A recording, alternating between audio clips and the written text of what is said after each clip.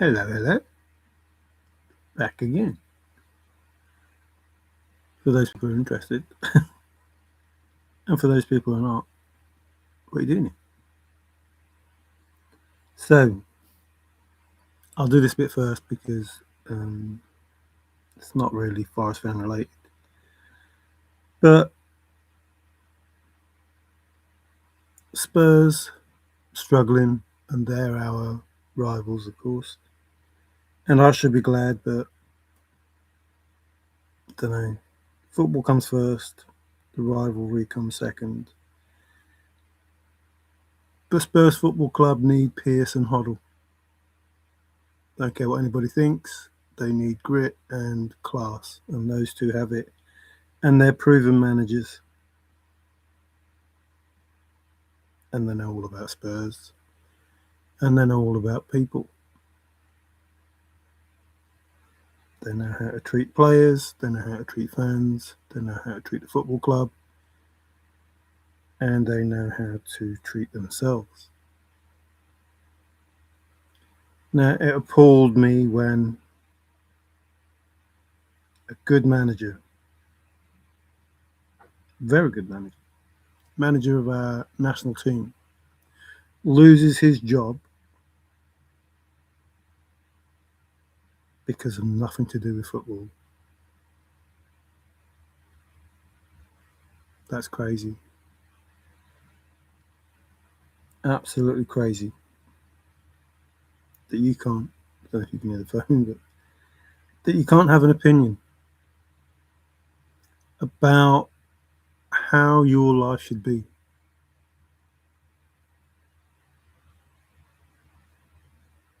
And what you should believe. And you can lose your job if you dare to speak your truth. Now, I dare to speak my truth.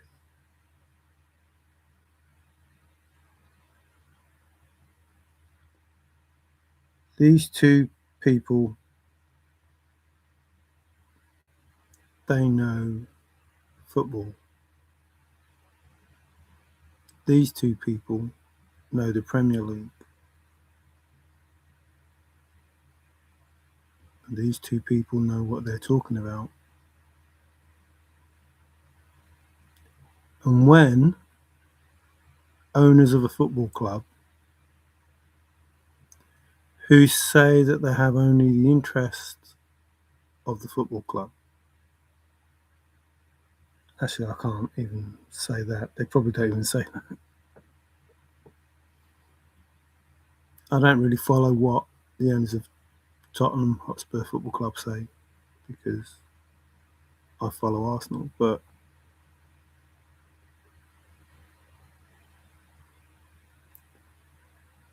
they are one of the richest clubs, solvent clubs in the Premier League. They have a decent following, an amazing ground, etc., etc. And to be humbled is not fun for anybody. But to be humbled by people who don't give a shit is even worse.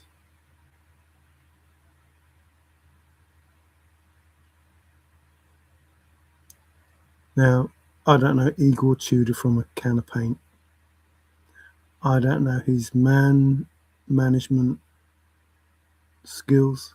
I don't know his football ideas and philosophies. But I do know what I see.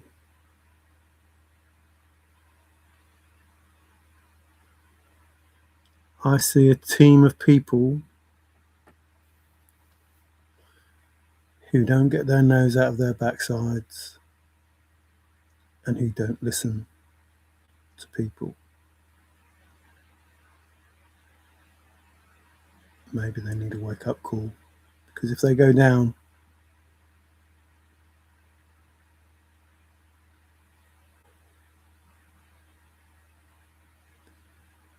Geoduck, hello. You and Davey should start planning your American caravan adventure. Ooh, an American caravan adventure. Oh. I'm already having an adventure, but I'll take that on board. Thank you very much, Geoduck. So, whilst part of me wants to be happy that Spurs get relegated,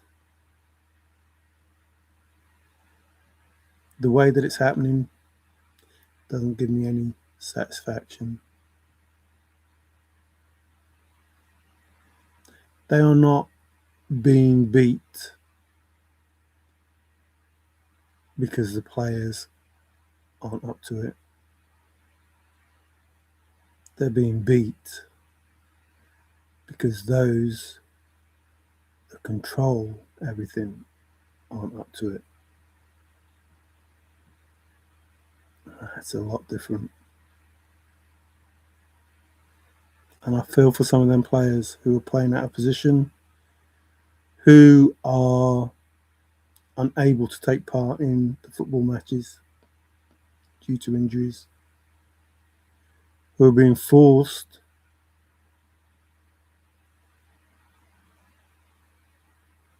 to walk the gauntlet when there's no need to. So, for the Spurs fans, careful what you wish for. Anyone but Frank, you said. Anyone but, I forgot his name. Confirmation. Anyone but, anyway, the keeper, whatever his name is. It's just gone out of my head. Anyone but him. Anyone. And you had all those things before that, and etc. It was always anyone. And you get anyone but them, and there's still an issue.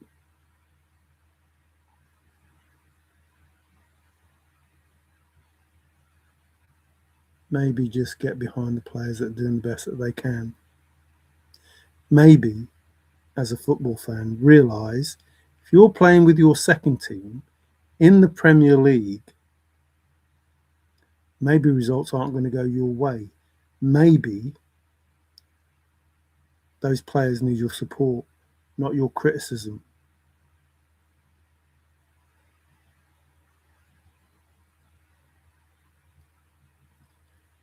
They, with their hands tied behind their back or their feet, whichever way you want to look at it, are doing the best they can. And it irks me to say this about Spurs. Get behind the team.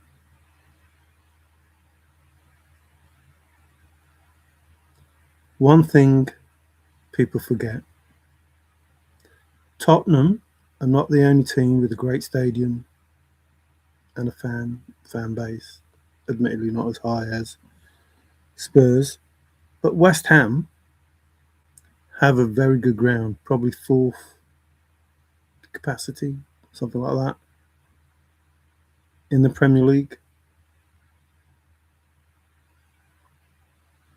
And that will be in the Championship if they get relegated.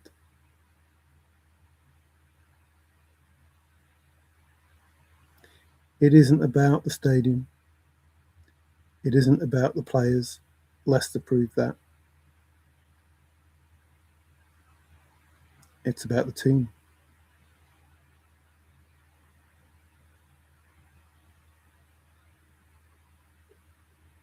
The team, the owners, the staff, the management, players on the pitch, physio, fans. That's the team. Because without any of them, fans included, life is so much harder.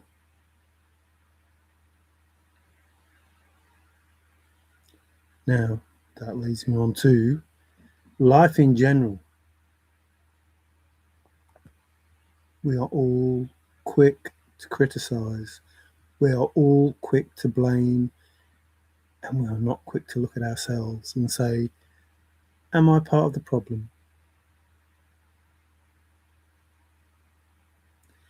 Am I coming out against something that I am making happen?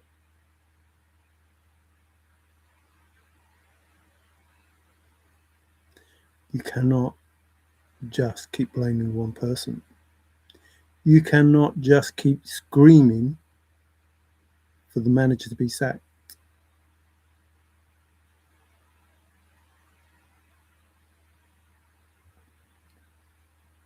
You have a team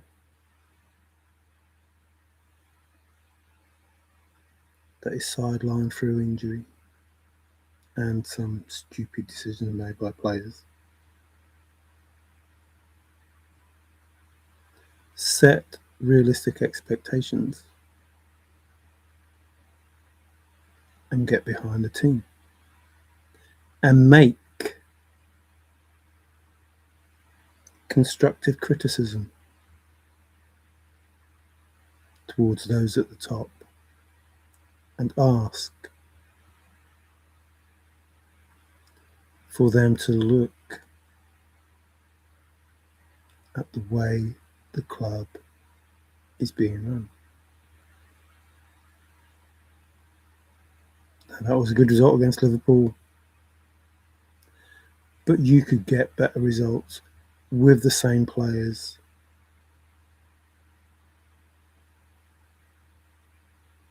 You just need to treat them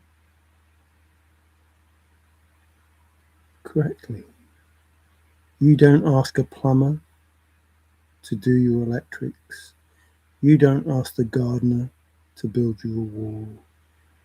You don't ask a carpenter to do the roof slating. That doesn't mean they can't do it.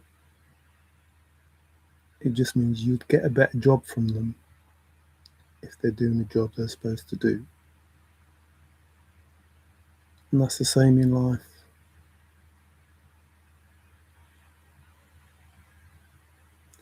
Don't expect the best from anyone if they are not in a position to do their best.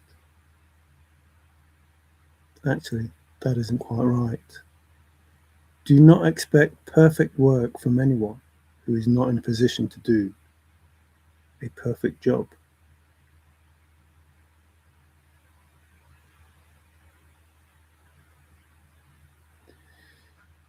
So we come to, why did Y have to go?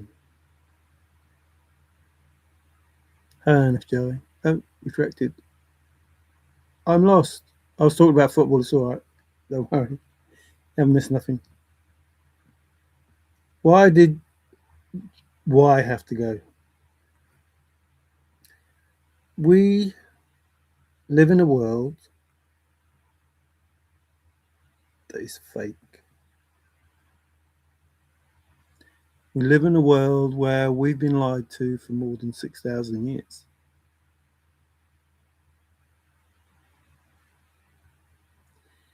And it is so obvious that it is mind-bending that no one pays any attention.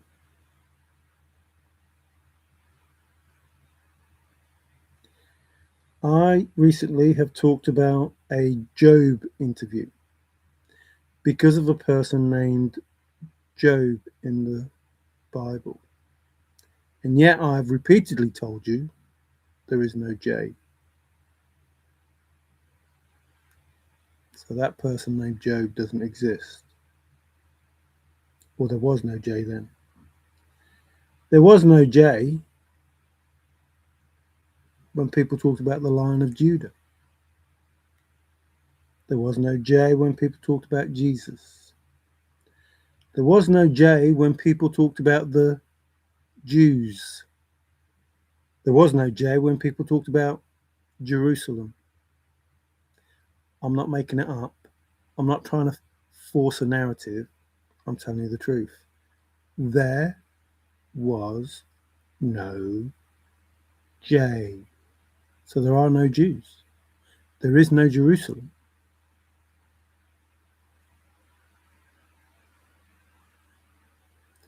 There was no Jesus, no Judas, no James, no Jeremiah, no Jehovah, no Jericho. See how that works?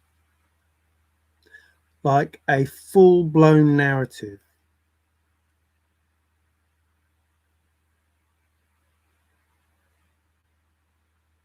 A total fucking lie regarding the letter J. Now, if you don't want to wake up, fine. But there has to be a reason that we've been lied to. There has to be a reason why the book that you place your fucking hand on and swear to tell the truth is full of lies.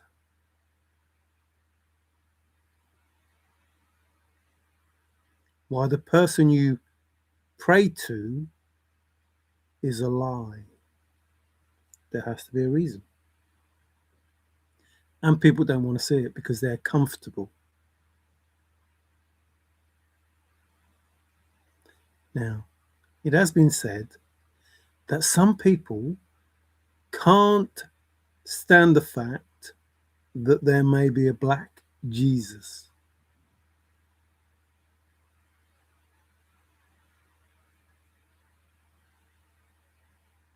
What difference does it make what color Jesus is?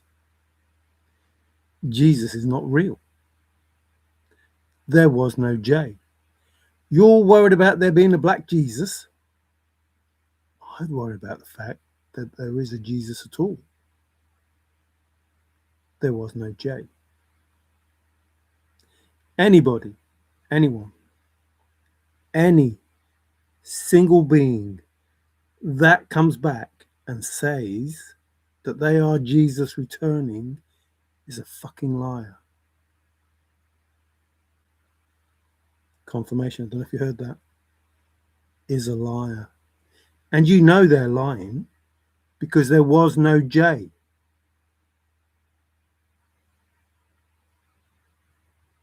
And yet, is this person called Jesus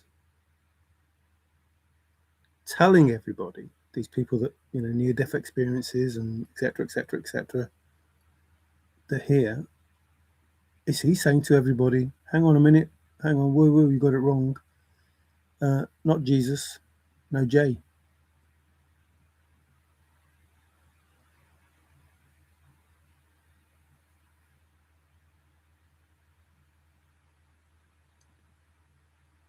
No J.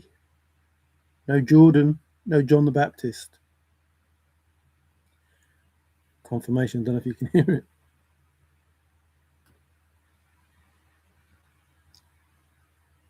I am not trying to tell you what you should believe and what you shouldn't believe. I'm telling you the truth, and you can make your own opinion as to what you should think about that truth. And I'm not saying there is not a creator and there was not a divine being on this earth trying to wake people up. I'm saying that some shady little fuckers are hiding the truth behind all of it. That's what I'm saying. And the proof is, in the beginning was the Word, and the Word was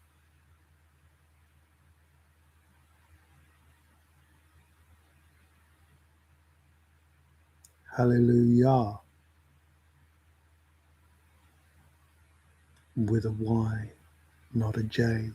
And anything relating to that Yah must not be known. Therefore, confirmation, I don't know if you can hear it. Therefore, the J come about. And we had all the lies and all the excuses. It was IE and it was Greek this and Roman that, Latin that, whatever. No. IE, yeah, yeah, yeah.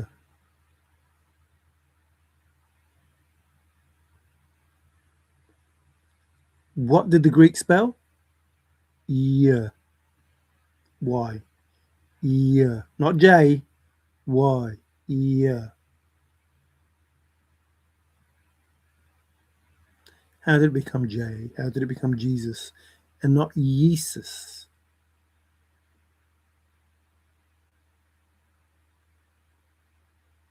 I, eh, yeah.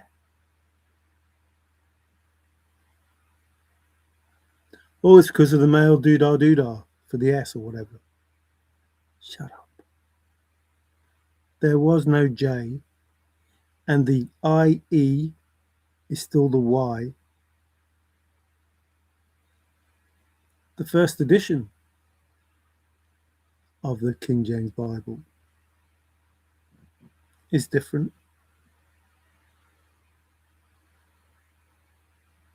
The Ethiopian Bible is different. Why? Why? I was talking to someone. This is tantamount to having a race. Imagine there is a race of 10 horses,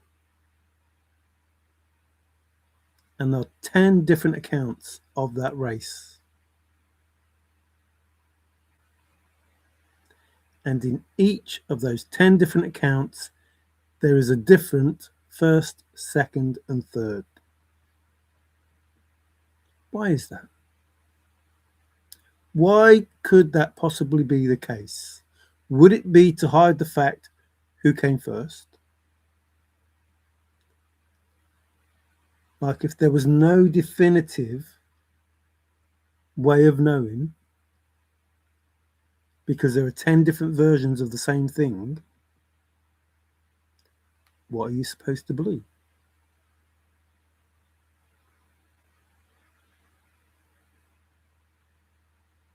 So in the thrill of the chase, we are told nothing is as it seems, which sounds like the Bible. It's my story, only the names and places have changed, which sounds very similar to the Bible. Words don't mean what you think they do, which sounds very similar to the Bible. I was also talking about the Breckenridge or whatever that book name that Ian, don't know, can't say his name, so I'm not going to balls it up. It's the same story. Maybe it's the same story with 15% embellishment in it. And Forrest said, Douglas Preston, my story,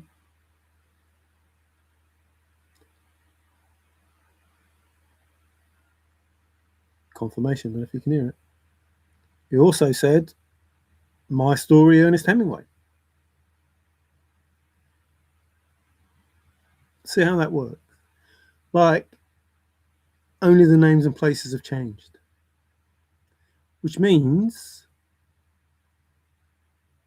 the information we have that is written by these beings, by man, by whatever, has to be taken with a pinch of salt because it doesn't relate to the truth that we know. The truth being, there was no J.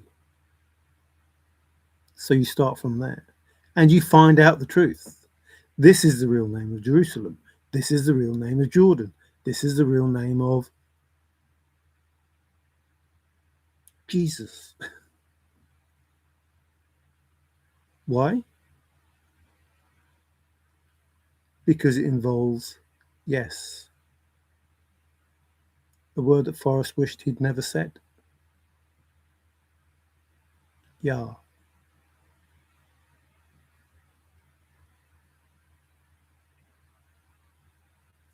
Hallelujah. You can't get round that. You can't make excuses for it. There is no masculine version of S. There is no, the Greeks needed to put IE in there, because if they did put IE in there, it would still say Hallelujah.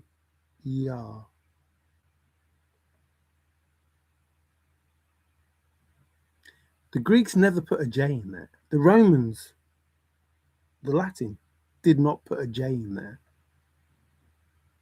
And yet, there's a J in a word that is thousands of years old, not hundreds of years old, like the letter J.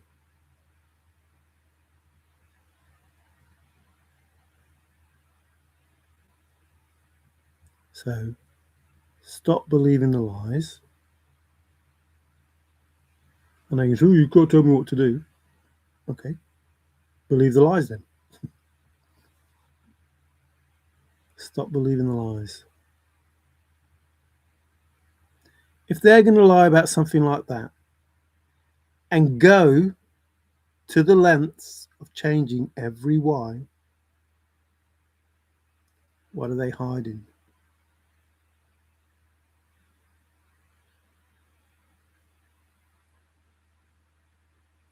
Why are you told one name for eternity?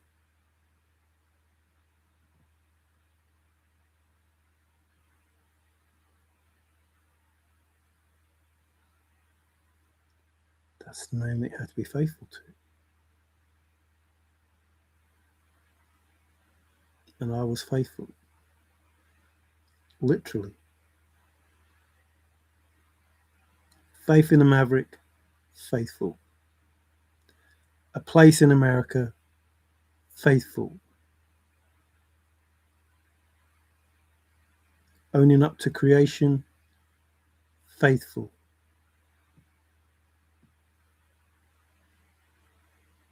Thrill of the chase is about being faithful.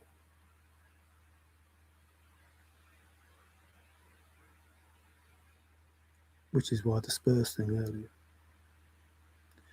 You call yourself supporters, you call yourself followers, you call yourself fans, you call yourself whatever you call yourself.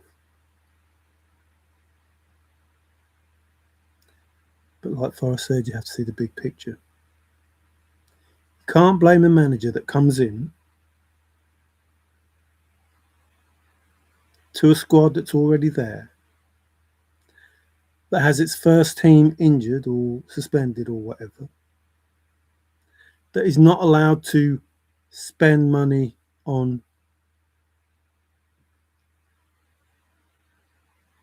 players that will improve the team.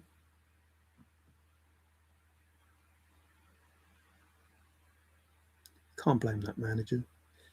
The manager's a good manager.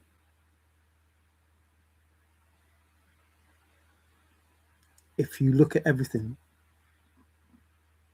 that's going on in the club, the manager is a good manager. If you look at the results of this new manager they put in compared to his results,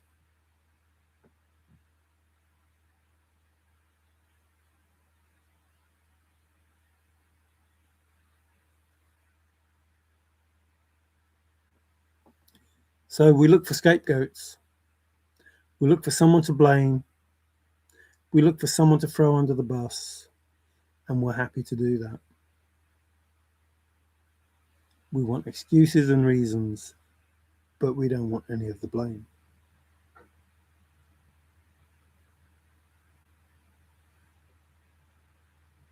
And we certainly don't want to look at ourselves and see the type of people we are and how the problems you're facing,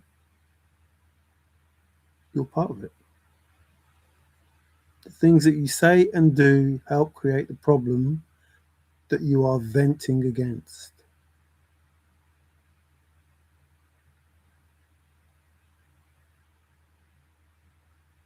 So in all of it, you have to see the truth. The truth about yourself, the truth about the club, the truth about the players, the truth about the staff, everything, all of it.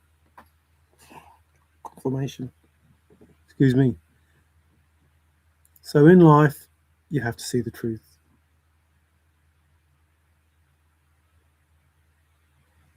And if you choose to shut your ears and ignore the fact that you're being told the truth,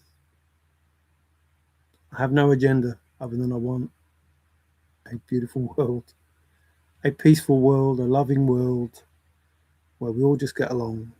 That's the only agenda I have. And I try, absolutely try, to make sure that the fewest people possible are hurt.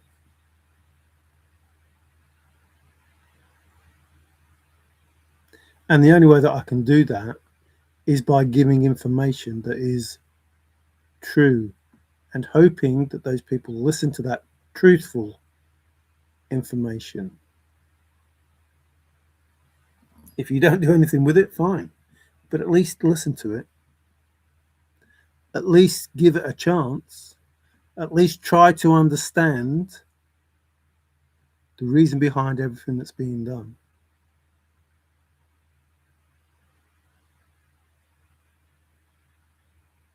So Google AI got a wake-up call about somebody named Mario Martirano, who is still in England, who doesn't do an 80-year audit, who doesn't travel to different places,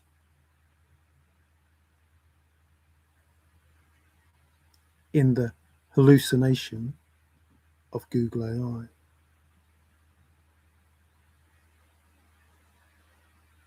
Speaking to a friend, only advice, nobody has to listen. Whether you listen or not, that's up to you. But this is the truth. You do not get the truth from AI. You get what the people that run everything want you to get. Don't ask AI questions and think that the answer you got is the truth. It's given information, it comes up with a scenario and makes up its own mind as to what the truth is.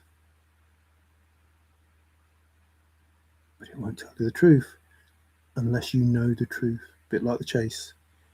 You won't get the answer unless you know the answer. And all you have to do is confirm the answer that you know. Because it's important to know what is worth knowing and what isn't. The answer I know with regard to creation is that there was no Jehovah because there was no J. There was no Jesus because there was no J. I do know there was a word. And in that word, there was a praise of a being. So that praise of that being must be part of the creation story. Listen, it doesn't have to mean that that is the creator. It means that someone wanted to get a message out. And someone wanted people to know about the letter J. And someone wanted people to know about the letter Y that had to go. Because it confirmed the creator. See how that works? Something that created everything wanted people to know that there's something that they could find that would tell them who did the creating. Because there would only be one name. There would only be one name that he should be called. Now, if you have an aha moment, that name might be Aha Yah, a name that exists. Now, for me personally, I do not care the name. Don't fucking give me anything. I do not care the name. If you are in the belief that there is a divine being, if you are in that belief that there is a divine being who think of us as his children or divine beings, mum and dad, I know. If you believe that, and if you're prepared to concede that you've been lied to, and that just because your ego won't allow it, oh, there can't be a black Jesus. Well, why not? Like, if that's the truth, what difference does it make? If that's the truth, I'm not saying it is the truth. If that is the truth, what difference does it make? Does that change who that person was? Does that change what you believe? Or are you racist enough to say that the best thing that happened to this planet is only the best thing because it was a white thing? What sort of person does that make you?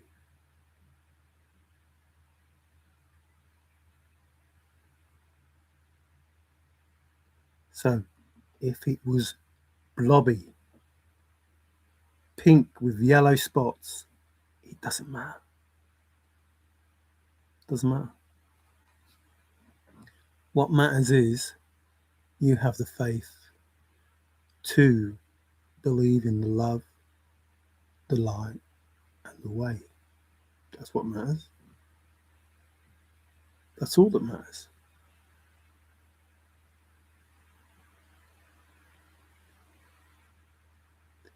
Now, I have an issue that the Creator decides to allow people to go through life calling on God, calling on Jesus, knowing full well that that is not correct.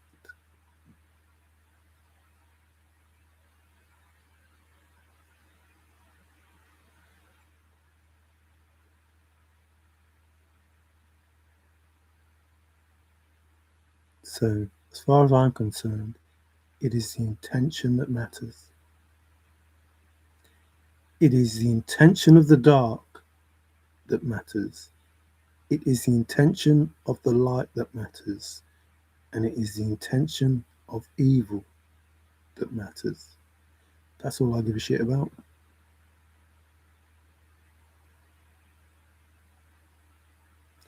And in that intention, there will be a judging. And it will be severe because after numerous, what are you going to call them? Warnings. Warnings. Not messages, not pieces of information, not guidance, warnings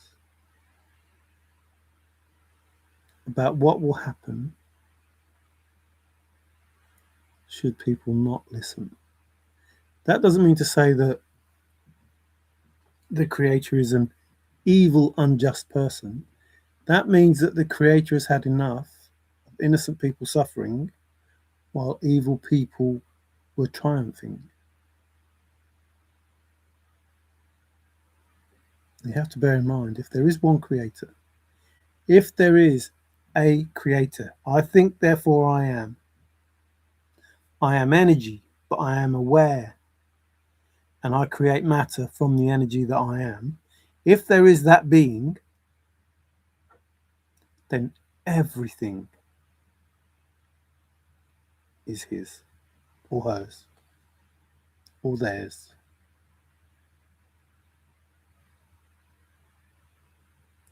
Which means every being is their creation, their child, their whatever, however you want to see it. And it must be difficult to try and love one child while it is destroying another child. See how that works? Here is an innocent child, could be 50 years old. Here is another child, could be 70 years old. And one is destroying the other. And there is a love for both. But I can tell you now, for me, I'm sorry, no love for this one.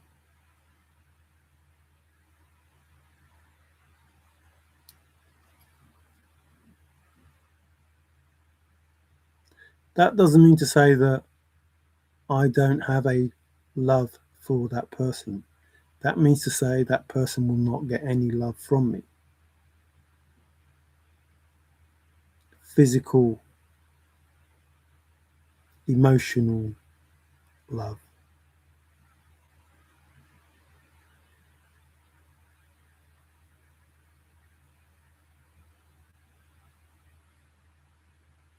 It's crazy to think or want to believe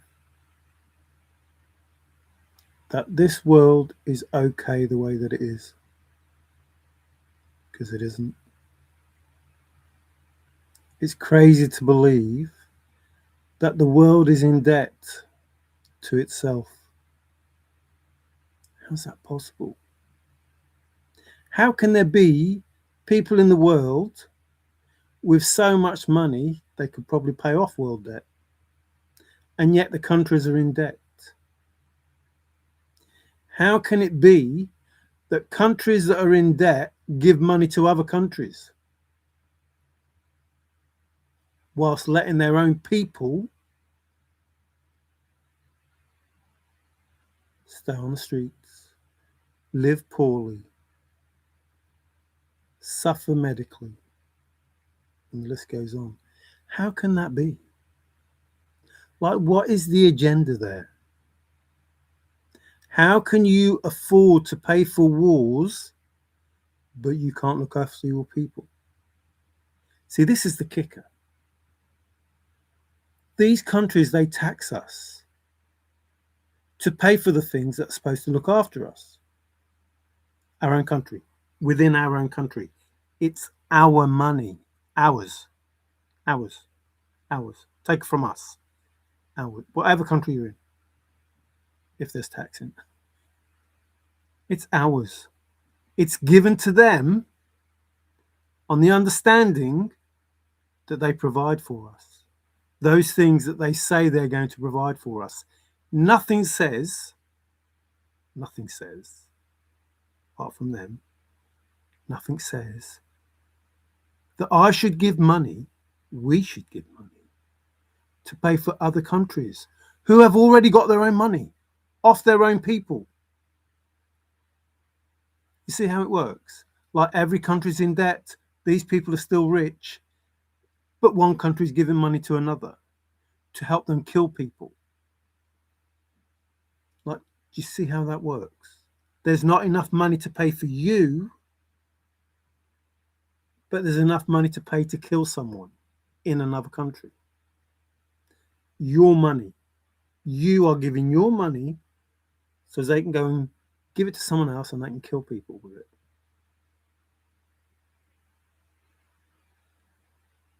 No, that's not how it works.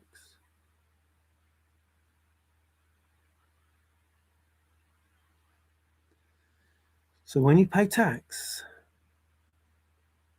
it's meant to come back. It's your money anyway. When you work for a company, they take your money, they give you money, but they take your money to give you it back. And then when you get it back, you spend it in their companies. Like, they just take your money over and over and over and over in different ways, through tax or through purchasing, because they own these companies. And they make out that they're paying you to work for them.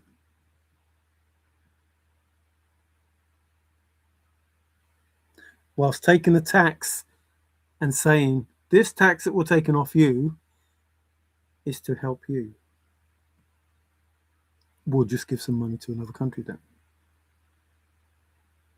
It doesn't matter about your health, your hospitals, your roads, your children, your education. What matters is we need to go into defence. Well, if everybody's getting on with everybody, there's no wars, you don't need defence.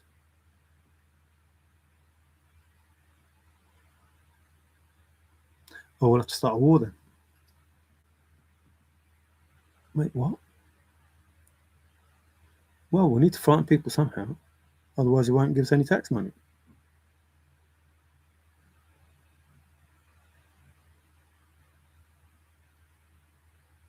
We'll tax them on cigarettes. We'll tax them on drink.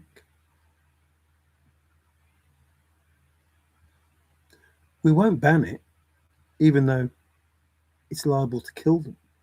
Or put them in a position where they kill other people. We won't ban it, we'll just tax it, get money back off it.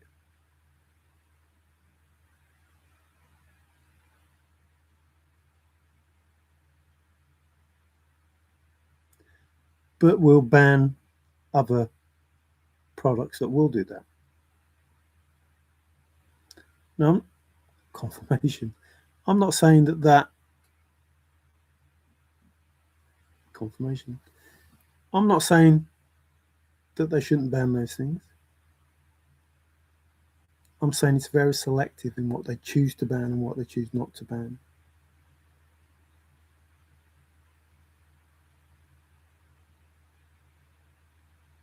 They're very selective in the education you get to make sure that you don't understand that everything you need to medically look after yourself is already on this earth.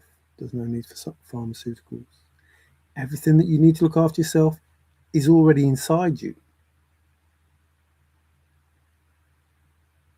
But you are taught so far from that you will never know that unless somebody tells you.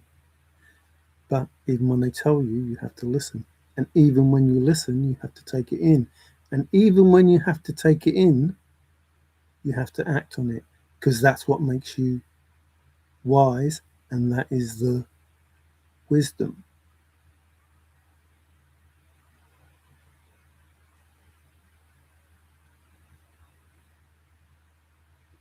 The world needs to wake up to all the lies that are being said whilst telling you the truth, like the thrill of the chase, like the Bible. Now you can go on believing that you are correct in everything that you think and do, or you can wake up and ask the questions. So I go back to the football. You can be a SPURS fan and you can blame the manager every time there is an issue. But what is the real problem at the club? You have a first team out. You're playing with your second team. Those players are playing in positions that they wouldn't normally play, that they don't even need to play. You have an under-21s team that isn't doing too badly compared to your senior team. You have under-21 players that are pretty good, and Max Downman has proved, you don't have to be 28 to be a good player.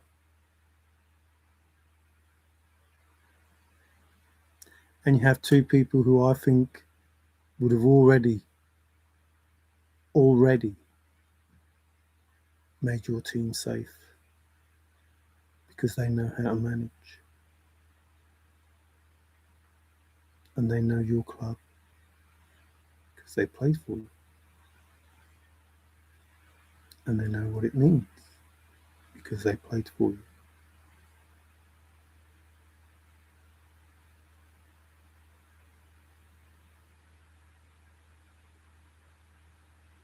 So, in life, what do we need? We need people that know what it means to play the game.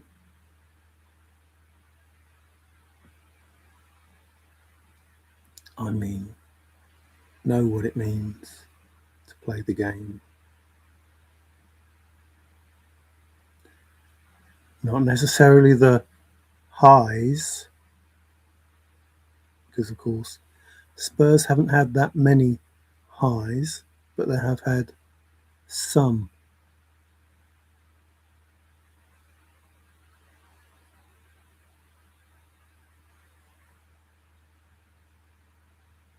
You won a cup, high profile cup, one of the biggest highs that you can have, apart from the top. And you've forgotten that in the space of a year.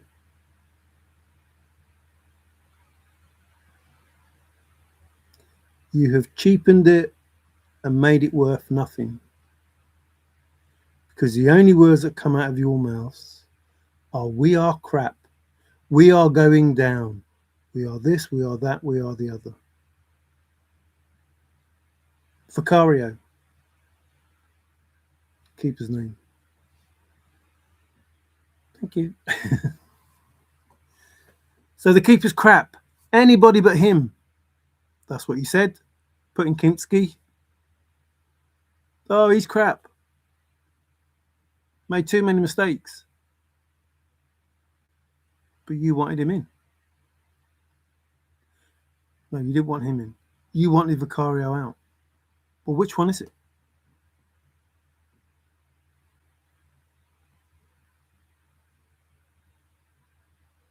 Don't blame the other keeper. Blame the manager. If you're going to put another keeper in, don't put him in a game. Don't put him in a game that is a cup game away from home. Pretty crucial point in your season. A young player without the experience of European football at that level, with that pressure in a team that isn't playing that well. Now, you can criticize him for his mistakes, but when a player passes the ball to you and puts you under pressure like that, it's very easy to make a mistake. I'm not making excuses for that person. I'm telling you the truth.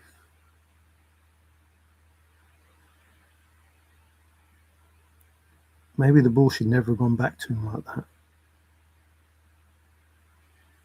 and put him in that position to try and kick it the way that he tried to kick it. See how it works.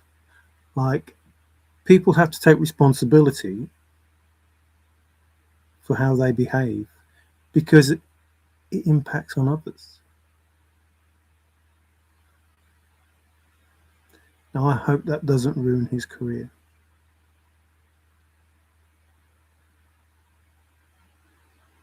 I hope that Igor Tudor becomes a better manager because of what he did. Instead of thinking about his own ego and his own pride, he sees the truth for what it is. The team doesn't need to win because you're going to get the glory. That's not why you're there.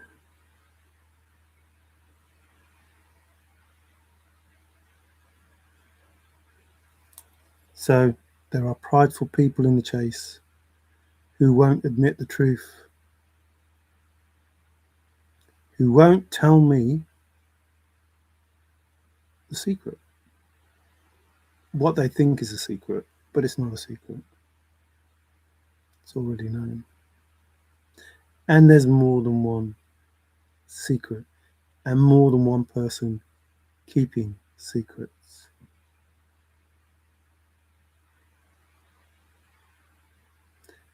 One of those secrets will be known because the person that passed and the woman and the woman, they know who I mean. It will be known.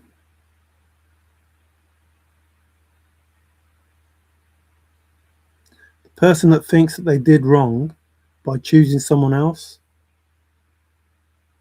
yeah, you did.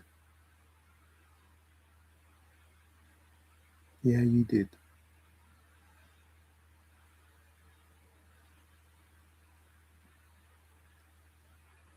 You can't let that bug you forever. You can't be afraid to say what it is that you want to say and think that I am going to judge you. The look in my eye is because I am disappointed that you don't understand after months and months and months that I said I don't judge anyone. That you think I'm going to judge. You did what you did. I've accepted it. It's been many years. Get over it. Sleep at night. Don't worry about it. Get on with your life.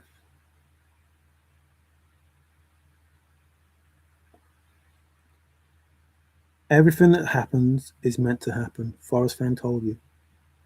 Can I make it happen the way that it's meant to happen? It was meant to happen. There is nothing you could have done differently. You were meant to do exactly what you did. Everything that we do is a lesson. So learn from the lesson. Don't let it beat you up. It's just a lesson. You wouldn't go to an English lesson, and start crying over the fact that you spelled something wrong. It's just a lesson. We all learn in our own way. But beating yourself up don't help you, doesn't help anyone else.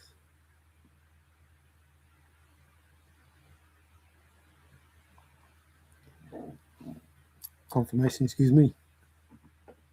I don't judge anyone. Told you. I understand. If I call you a name, it's because you're acting in a way that name describes you as. It's not a judgment. I don't make a judgment on the name that I called you. I make a descriptive assessment of how you've behaved.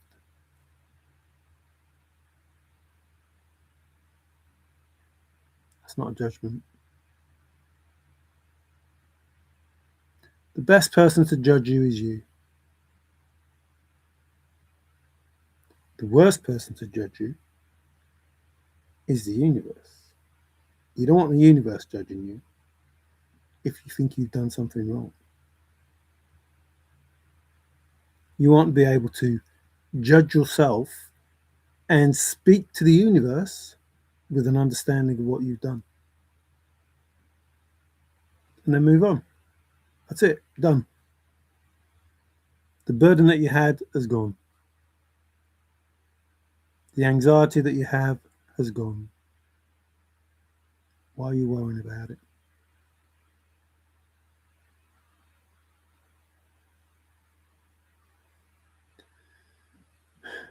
If I do nothing, I'm not saying this is going to happen. I fucking mean it. I'm not saying this is going to happen. If somebody comes along and attacks me,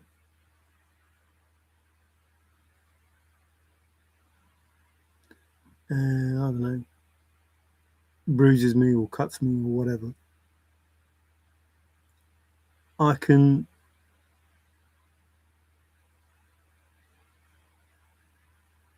cry, I can get angry, I can be resentful, I can do all of those things. Or I can just ask for judgment. Now, it may be, listen, it may be that that was judgment. It may be that I deserved that.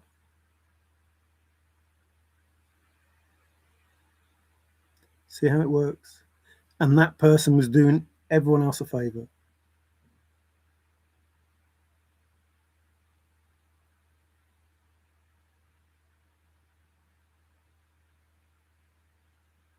Or it may be that they get judged. I don't have to worry about it. One way or the other, I don't have to worry about it. I just have to understand why it was done. And if I know why it was done, I ain't going to worry about it. Because I'll admit to myself, Mary, you deserve that. It's because of blah, blah, blah. Not saying that that's the case, just letting you know.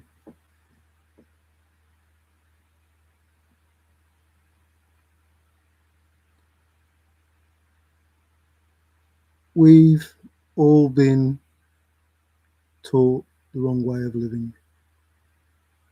No, that's a lie. Not all of us. The majority of us have been taught the wrong way of living. Some people choose to live a spiritual life with the information given to them by man. So it may or may not be 100% true. But the intention behind it is true. Now, if it was easy, everybody would be an ascended master. There would be millions of ascended masters.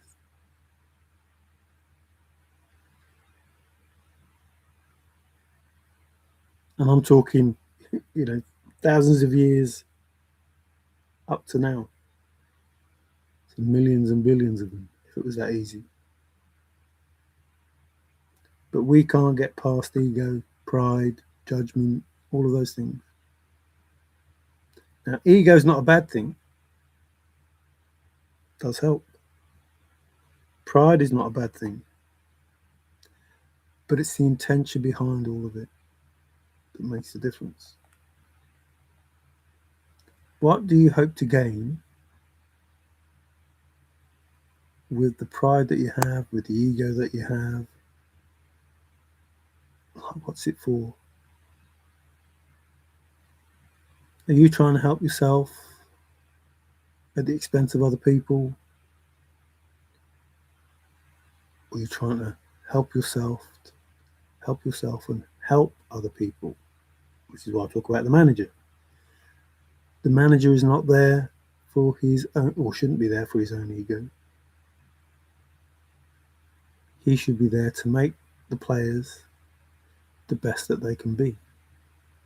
He's there to manage them, not to use them, to manage them. A bit like the government. They're not there to use confirmation. They're not there to use people. No threats.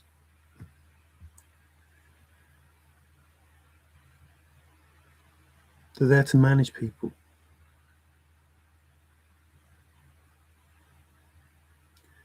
Imagine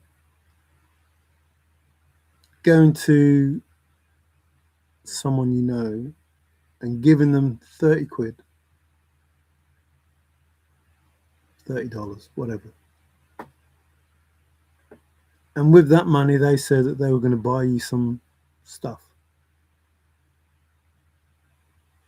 Doesn't matter what stuff is. Just don't mess with it. They're going to buy you some stuff. And you find out they haven't bought you anything. They've given that $30 to someone else because they owed them $30.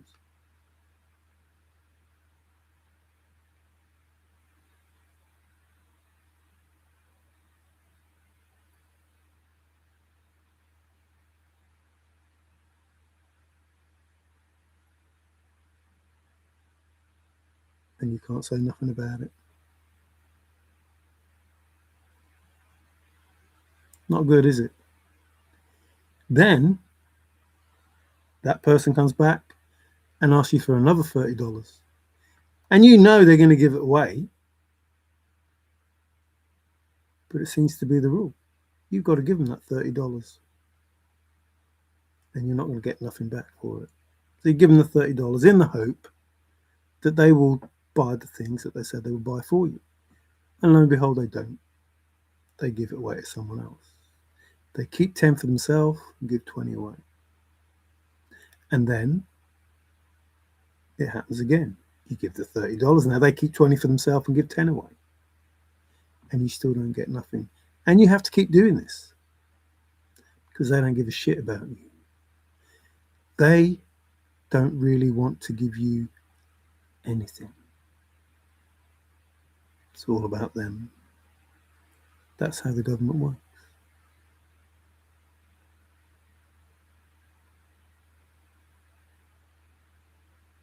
So, wake up.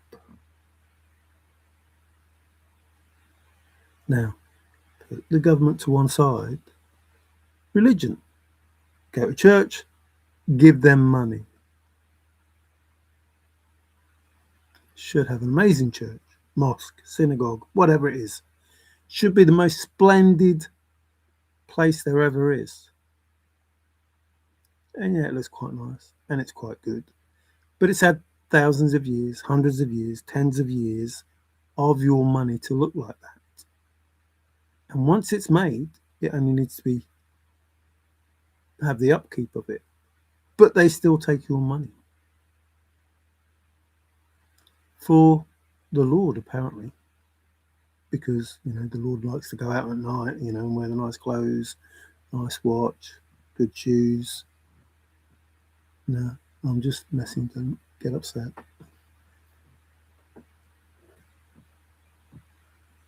What's the money for? No, really, what's the money for? Seriously, the collection comes around, what's the money for? What's the tithe that they ask you to pay? What's it for? Do you think, seriously, honestly, be honest, do you seriously think that the creator of all things is bothered that you have to do a tithe thing? Like, created everything.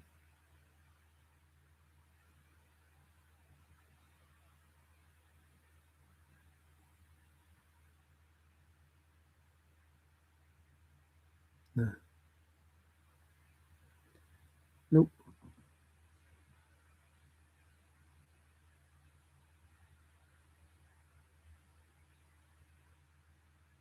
That'd be like saying, I know, your uncle or your aunt or someone else saying that you have to pay them for your mum and dad. And you go to your mum and dad and say, have they give you that money I gave them? And they say, no. Well, they said it was for you. No, we haven't had anything. Well, why I've been giving them this money all this time? They told me it was for you. No, we don't need any money.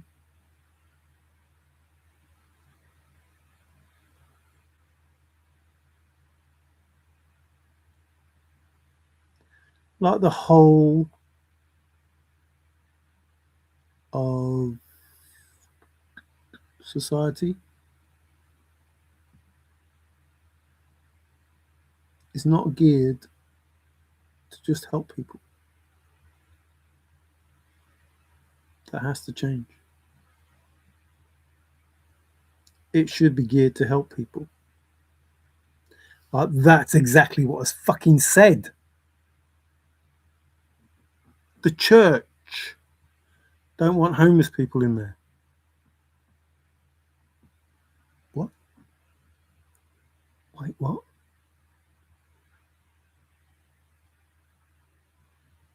In the book itself, the poor will be here forever. Why? There are taxes. We pay taxes to look after us. Why are there poor people who are going to be here forever?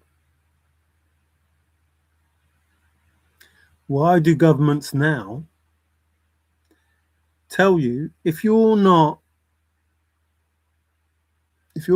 a citizen but you haven't paid into the government, we're not going to give you any money.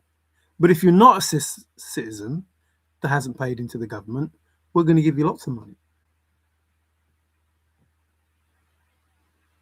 Well, hang on. Well, you're a citizen.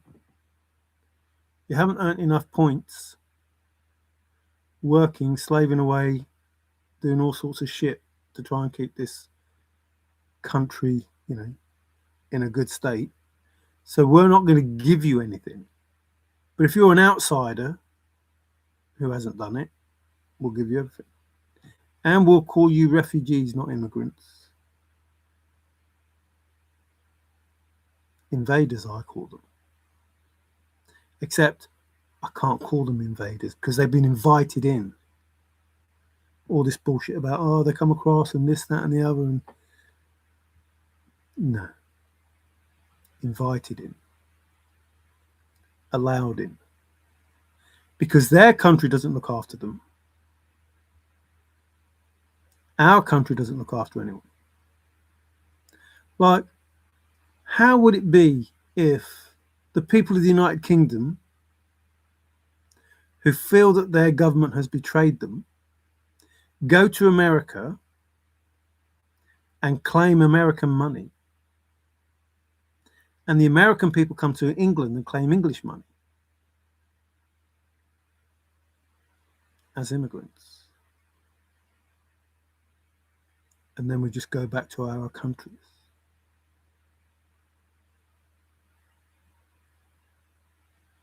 I'll pretend to be Hank, and they can pretend to be John.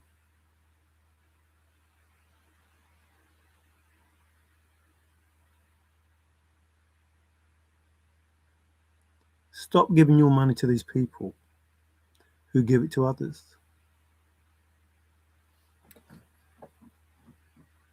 I understand, absolutely understand, that if you want to improve things, then you can be part of the solution and you can give to be part of the solution. But I don't understand that you can give to be part of the problem.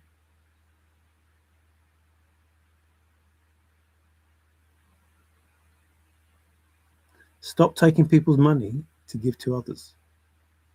Take their money to make their lives better, because that's what your job is.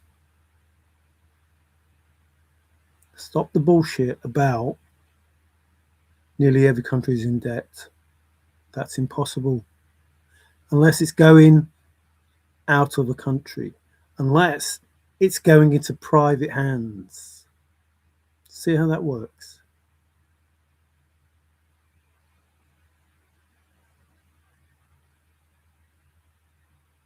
It's going in your ass pocket.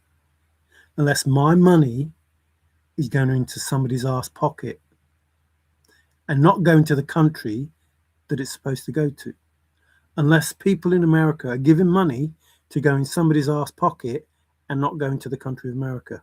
Unless somebody in France is giving money which is going into somebody's ass pocket and not going to the people of France. Unless somebody, you see how it works?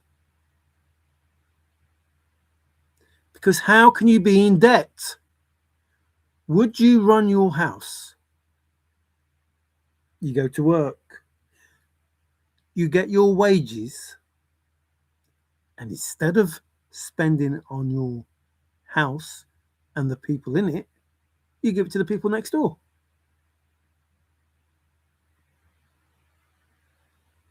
Would you do that? Would you do that? Would you take the money off your children and give it to the people next door? Would you let them starve on the streets? Would you let them starve?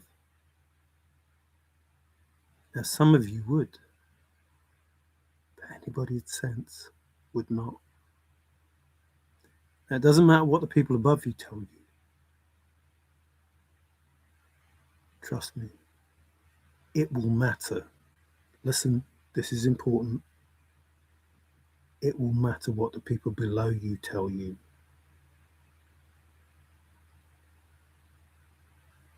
I'm not kidding. It will matter what the people below you will tell you, because they are the people that are giving you the money that you're supposed to be spending on them. And if you're not spending it on them, they are going to be pissed. And if they are going to be pissed, they're going to come to somebody and find out why their money is making your lives better and their lives worse. See how that works? They're giving you money, trusting you to do what's right for them.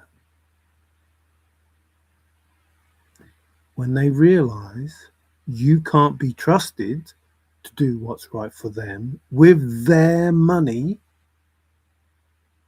they will be asking questions.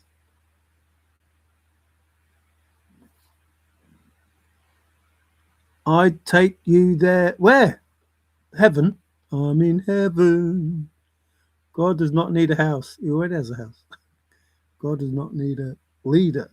God only needs understanding. Well, unfortunately, I don't call him God, but I know what you're trying to say. So for me, God is just the demon of fortune, which is somebody that is all about the greed. It's all about the money. And I don't believe in that. I don't believe it is all about the money. While money being used correctly, see, money's not evil. Money's just energy. The evil people that use money evilly is what makes it evil. But good people using money goodly makes it good. So money's not evil.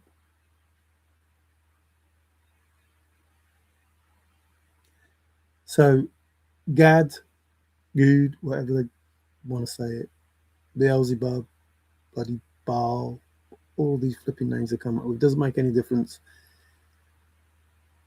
What makes a difference is the intention behind what people do. If their intention is to screw you over, then fuck them.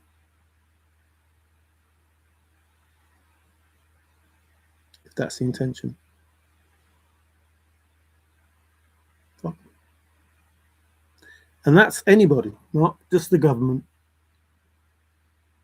That's your doctor, the scientist, the professor, the whatever, your friend, your family. If their intention is to screw you over, fuck them. Because as long as you stay there and allow that to happen, it will happen. I can assure you, it will happen. And neither of you are learning the lesson that needs to be learned. Now, I know I've been put here to trigger people, and I'm going to be hated and maybe loved by some and hated by others. I don't care. Because I'm here being me. I expect you to be there being you. In whatever way you want that to be. That's not for me to judge. That's just me to say, wake up. If you're a real evil fucker, you are going to be judged accordingly. And if you are a real good person, you are going to be judged accordingly. That's it. Not by me. I don't give a shit. I give a shit about me. I care about me. I love every single fucking thing, but I'm not going to protect anything or care for anything or want to be involved with anything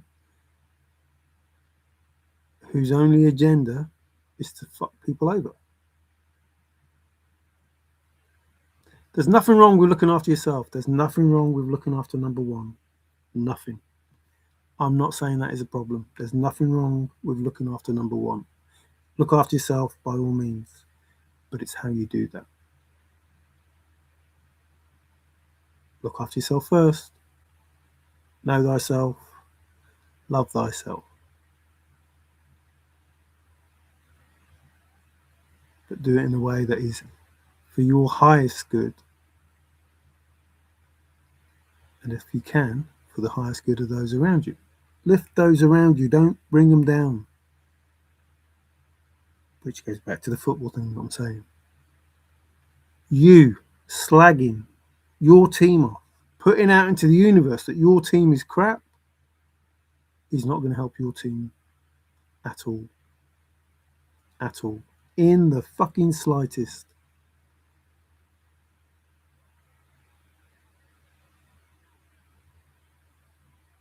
Rounding on a player that was not ready for the occasion, not going to help him. Not going to help you either.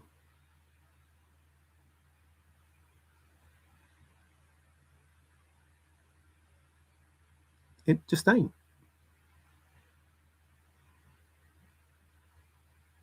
So, the truth is, there is an agenda, and it's not for our highest good. The truth is, our world is not the world that it should be, based on the oppressors we have ruling us. Hidden, granted, but still pulling the strings.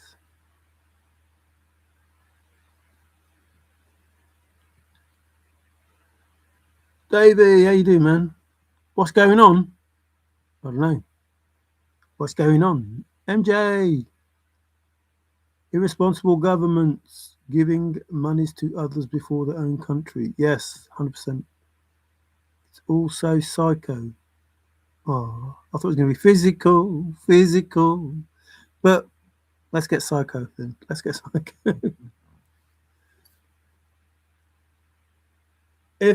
The more people that wake up, the higher the vibration of the planet, the quicker it gets resolved.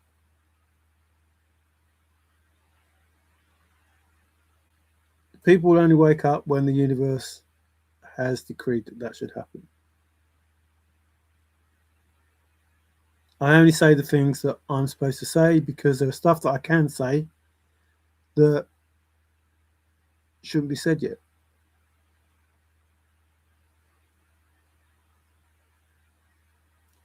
But the truth is, our governments don't run our countries. That's how simple it is. Our governments do not run our countries. Now, these people can either play ball or they're not in the job, one way or another, as we have seen in history.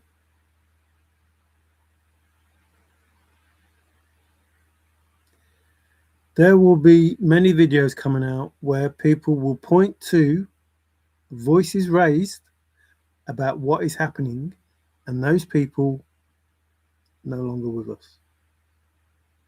Like, remember this video that so-and-so said this? Remember this video that so-and-so said this? Remember this video that so-and-so said this?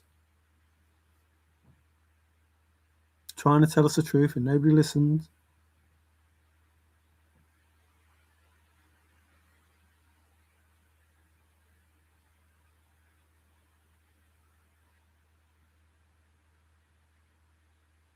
At some point, people will listen.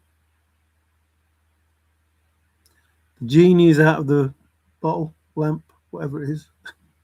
Bottle? Genie's out of the bottle, but it's a lamp. That makes sense. Maybe it's an olive jar. So AI has been told, in no uncertain terms, that Mario Martirano is not doing an 80-year review. That he's not in Italy, that he's not a volcano expert, that he's none of these things.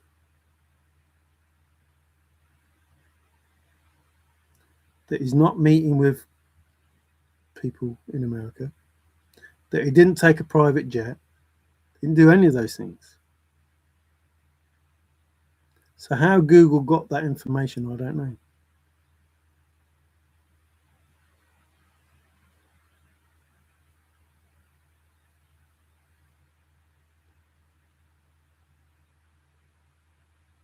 I may not be difficult to find.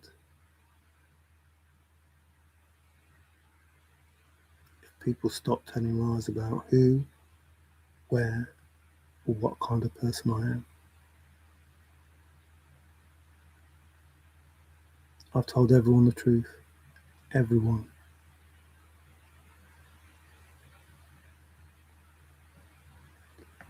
It's just disappointing that people can't fucking hear. So, love and flowers. Those people that want to speak to me, speak to me. I don't care. One way or the other, I don't care. I'm not bothered about closure. Doesn't matter. I'm not bothered about apologies. It doesn't matter. I don't need those things. I already have those things. I had closure when I wrote Forrest that email.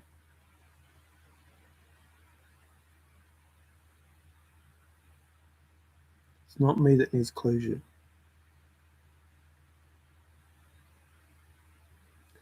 The truth is the truth. It doesn't matter what people say. The information that you find in the thrill of the chase will lead you to wherever it is that you are trying to get to. And there will be a time for everything. But there's only one divine timing for the truth. You can spend all your life looking for answers,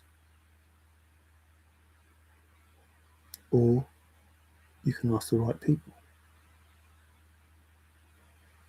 and do the right things.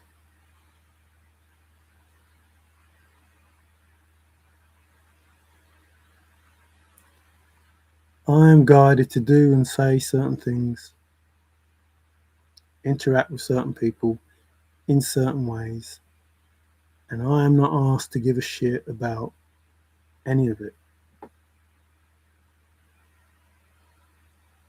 because there's something more important at stake.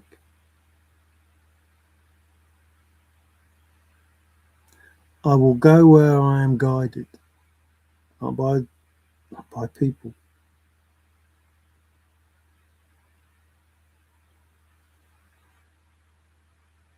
I will talk to people who I am asked to talk to. I will be in places that I need to be. Not because people say that I should be there, because I know I should be there. The earth is healing,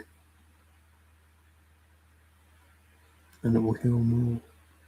And that's because some crazy, stupid, negligent people in power thought they can control the weather.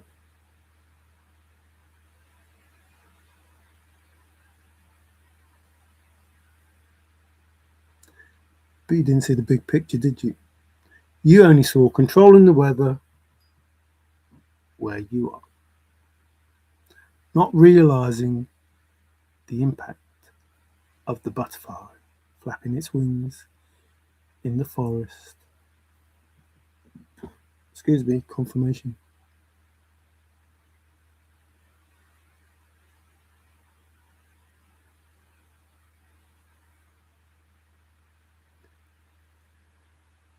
You have an agenda to make things happen in order that you can steal more.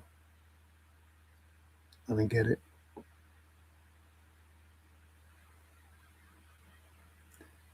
At some point, all the negative that has come from you will return to you.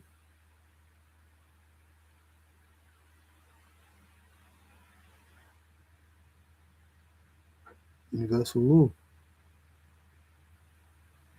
As you reap, so shall you sow.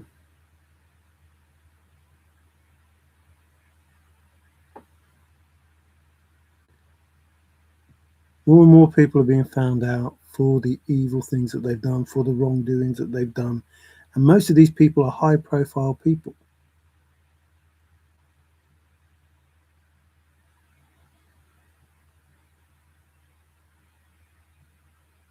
Rich people, if you will. people with money who tried to get more money, who thought that it was okay to do the bad things that they were doing in order to achieve that goal.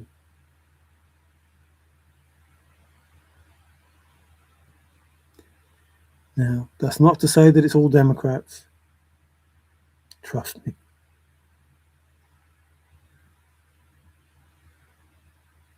But I think the more obvious ones are the ones that have changed from Republicans to Democrats. Like, they stand out a mile.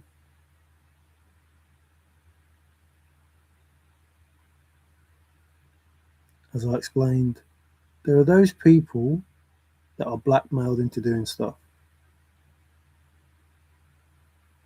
Don't have to be blackmailed. You can just say, well, go ahead then, do it.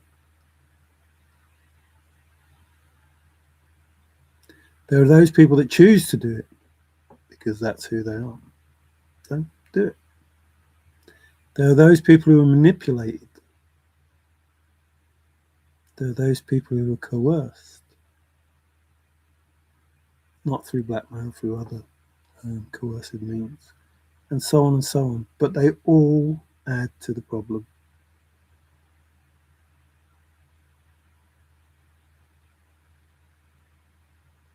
And it has to stop.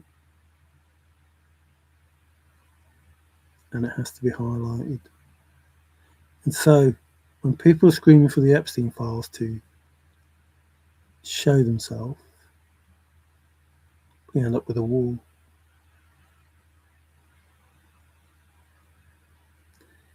Careful what you ask for, you see. Those Epstein files are nothing compared to what's happening globally.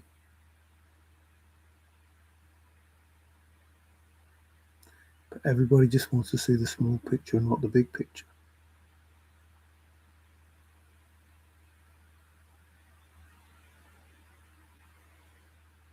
You're worried about the few events that happen in regard to immigration in one country.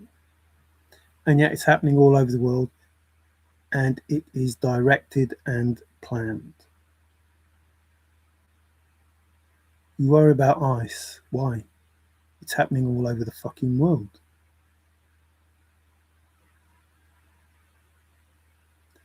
It's not just a random accidental thing that is happening.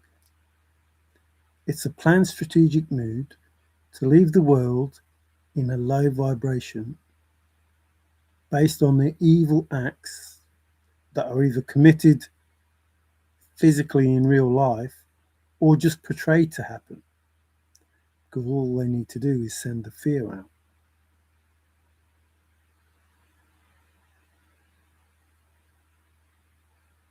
Again, there is a war, Ukraine and Russia, that's been going on for many days.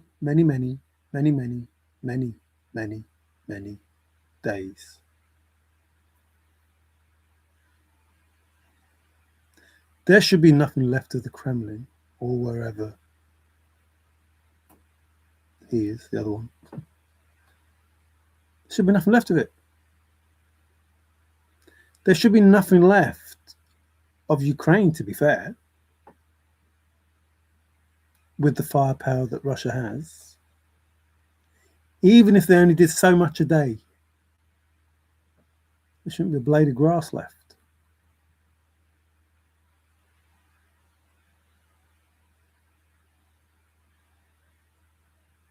Seriously. 24 hours in a day, and it doesn't have to stop. You can, whatever ammo that you have, however much ground it will take out in one go, if you continuously use the ammunition that you had, there won't be a blade of grass left that hasn't been touched for the amount of days the war's been going.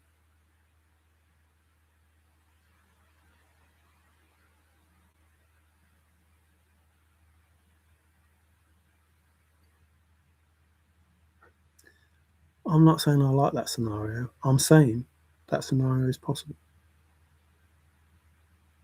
given the weapons that we have now.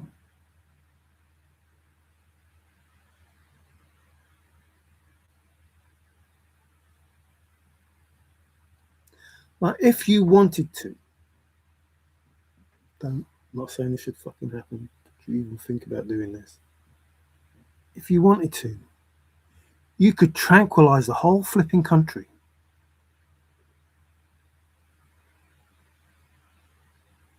Walk in, walk out, and they would bloody know.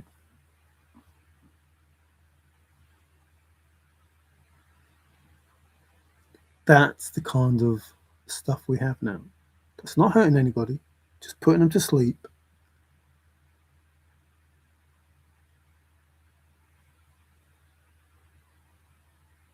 Stop with the BS, because at some point, it really is going to bite you up the bum.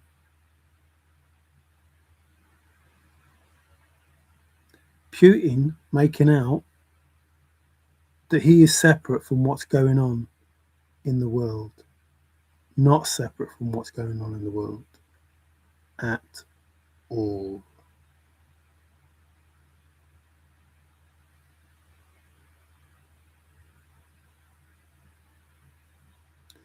See, the way I see it is, if I'm walking through the town with my friends and I see my friend picking on another friend, would I ignore it? Would I offer aid to one of them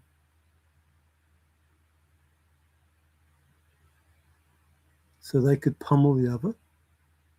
No, I absolutely wouldn't. I'd grab them both by the scruff of the fucking neck.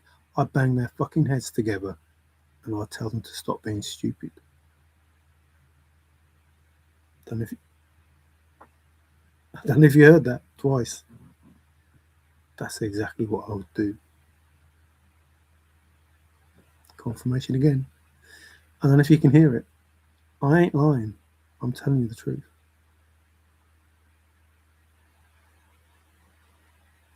Now, someone is lying, and it isn't me.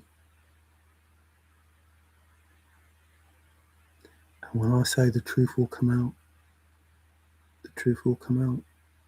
And when I say people will be pissed, they will be pissed. And when I say they will go after those that destroyed them, or their family members, or their loved ones, or their pets, or whatever it is that you did to them.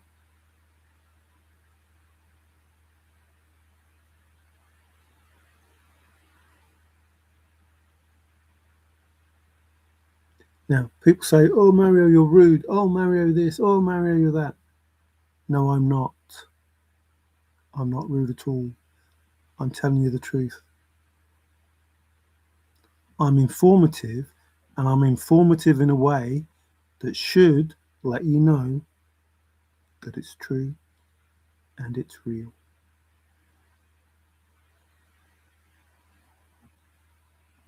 Irresponsible governments giving money to, oh yes, done that. Oh, psychotic. Oh, that must be me.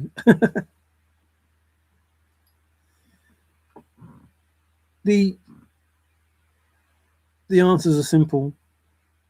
It starts within you. We're not just a human being. There's energy inside us that needs to wake up, that needs to guide us, that needs to help us to experience what's possible. But there are beings around the world who don't want that to happen because it means they lose their power. It means they lose their godhood. Not that they have any, but they think they do. So, nothing wrong with pride, nothing wrong with ego, none of that. It's when it becomes narcissism, when you end up with misogyny, when you end up with racism, when you end up with the extremes of anything, it's not good.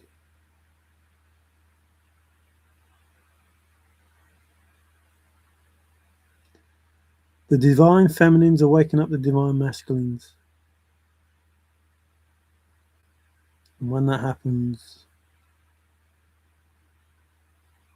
I'm not even going to say all hell breaks loose. I'm going to say all heaven breaks loose.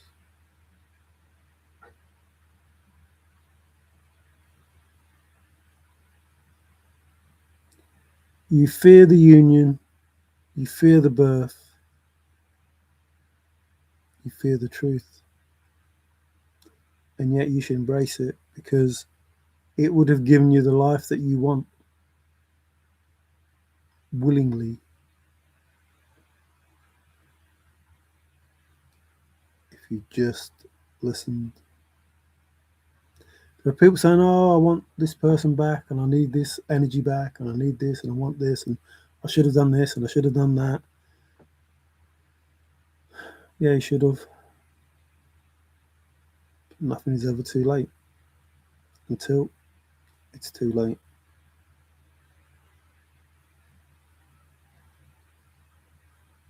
And when it's too late, you have no time to regret it.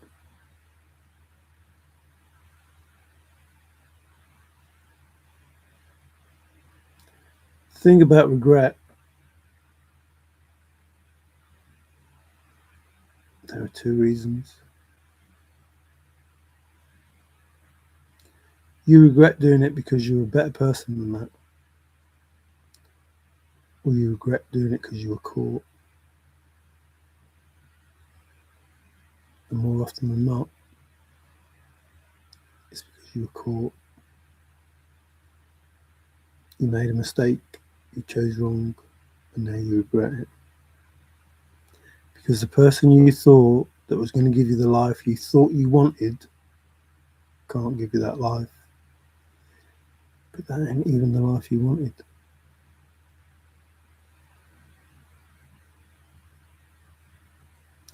I am not perfect. I don't expect anybody else to be perfect.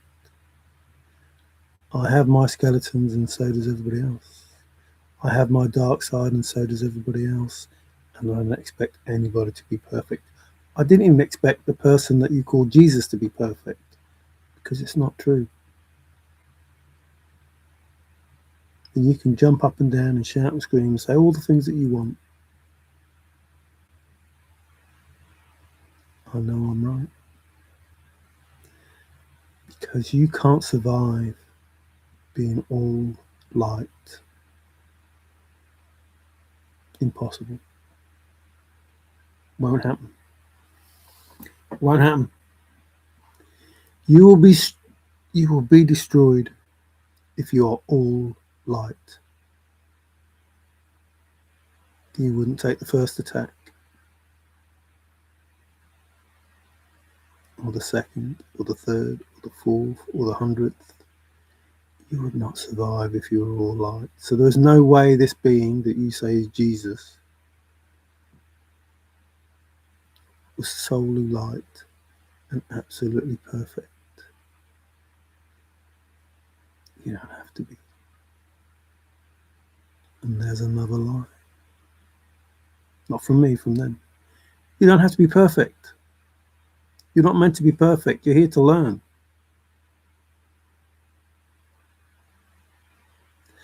But if balance is light and dark, and there needs to be dark because of the light, there needs to be light because of the dark, then within oneself, there has to be both. There has to be the light and the dark, and the masculine and the feminine. And as you go through life, you will use either at certain times. Or you will be more in one than you are the other. Male or female, it doesn't matter. You will use that, if you're a man, you will use the nurturing side of you as part of the feminine that's in you. The caring, loving side of you will come out. And then you'll go back to being the masculine. The masculine side will come out. And we're told that it's, to go to work and to fight and to blah, blah, blah. No, it's not.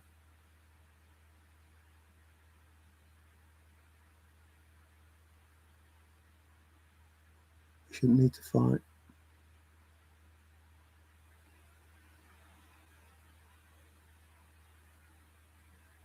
Learning how to fight is not wrong. Being good at fighting is not wrong. But doing it to destroy, that's wrong.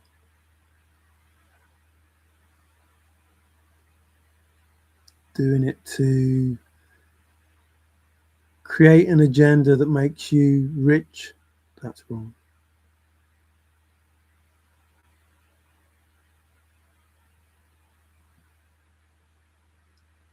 The lessons of the past have been learned. Those things won't happen again.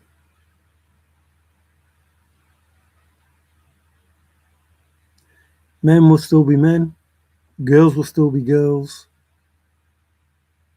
but the way we see each other will be different.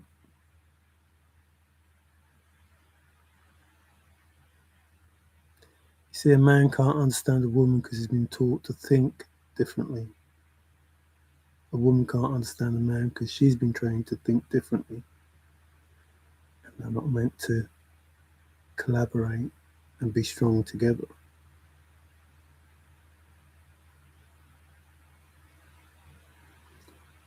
Behind every great man, there is a good woman.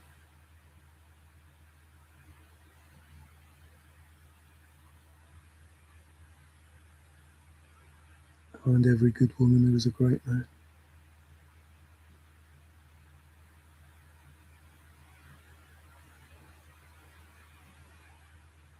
You have to be prepared to give and to receive. And if you're only doing one, then you're only in one. You have to stop just giving. You have to be prepared to receive. And you have to stop just taking. You have to be prepared to give. I don't care what people think about me. I don't need to care. I need to care about me. I need to worry about me. And then I need to understand everything else. I don't need to care about it because I can't affect it.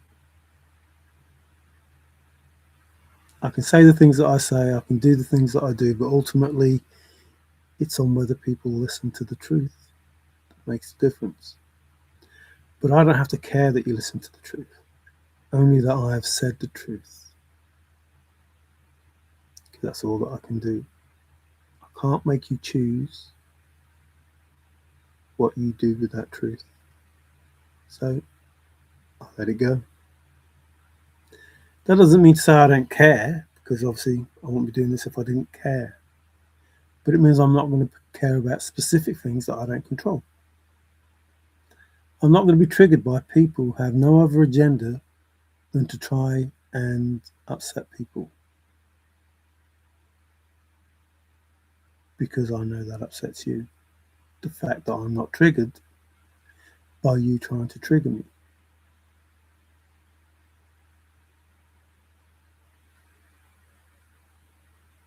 And at some point, you will question your motives and your reasons, because I don't follow your script. Forrest said he wrote his own rules. I wouldn't say I wrote my rules. I would say the universe has rules. That's it.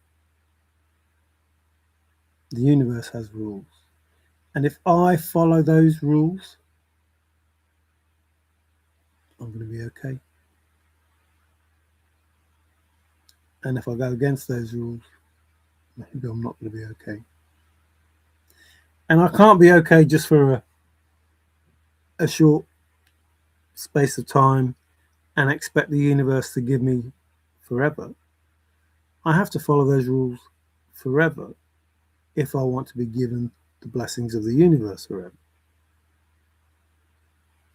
I can't pick and choose when I want to listen to the universe. Well,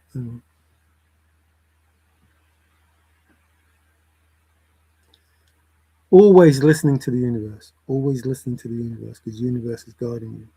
But having my free will to decide if I want to do that. The universe, knowing the future, knows what's best for me and will guide me to what's best for me. Not just me, but the people that I affect. So the universe will guide me down that path that is for my highest good. Whether I choose to follow that path is up to me. And I can go against that. And I will judge for it and I will move on. But the decision will ultimately be mine, not the universe's. Which is, you can be bad, but not evil. You can make decisions based on your emotions and how you feel, but that doesn't make you evil. That doesn't make you prone to doing bad things all of the time. That just says, at this point in time, my mind, my conscious mind as opposed to my subconscious, decided that this was my course of action.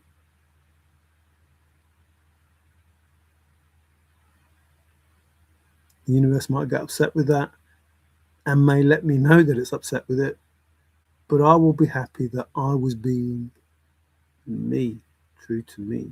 I was being the me that they made me.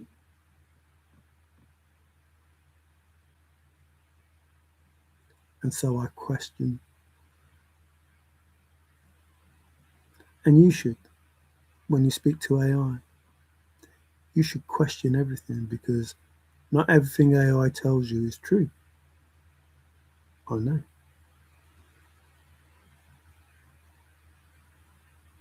You see, the same as the thrill of the chase. You had to know the answer before you could get the answer. And by knowing the answer, you could confirm the answer that you had. And by confirming the answer that you had, you then know you are correct. You then know you are correct. That's right. But you had to know the answer in the first place in order to confirm that answer, to know that you are correct. And the same with AI. If you ask AI a question, unless you know the truth, the AI can tell you anything. So question what the AI tells you with the truth that you know.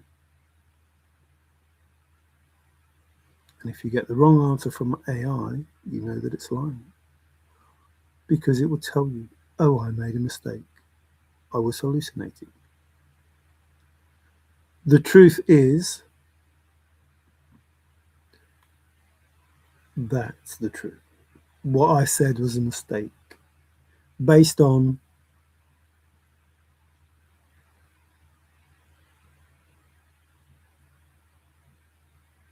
I don't deal with AI because I know AI is energy, and I know AI is controlled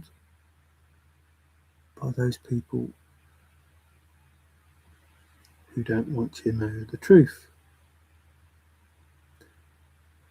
But because you use AI and you believe that it has the truth, you speak to it, you listen to it, and you take on board everything that it says and you believe it.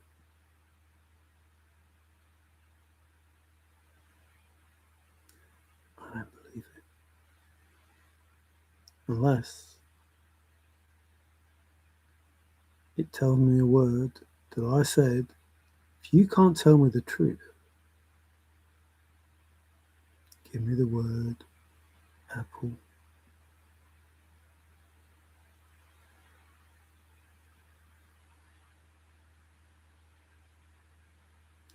And then I will choose to either bite the apple or not, knowing that someone said in a book that you put your hand on and swear to tell the truth, the whole truth, and nothing but the truth, that if you bite from that tree the fruit, you will surely die. Was that a lie? Like, seriously, this is the person that is the creator of everything.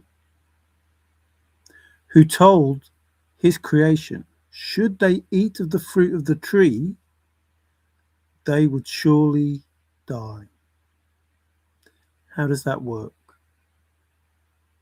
Because they didn't die. Which means the Creator lied to them.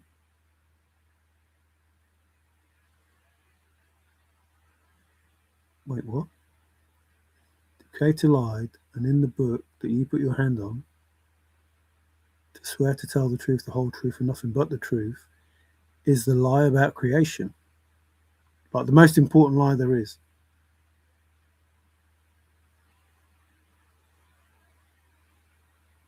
There's no more important lie than that. The truth about creation in the book that you put your hand on to swear to tell the truth, the whole truth, and nothing but the truth.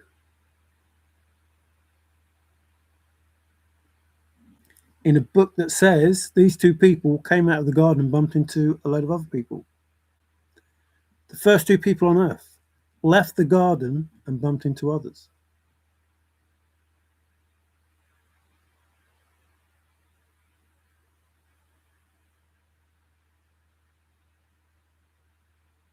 I don't know.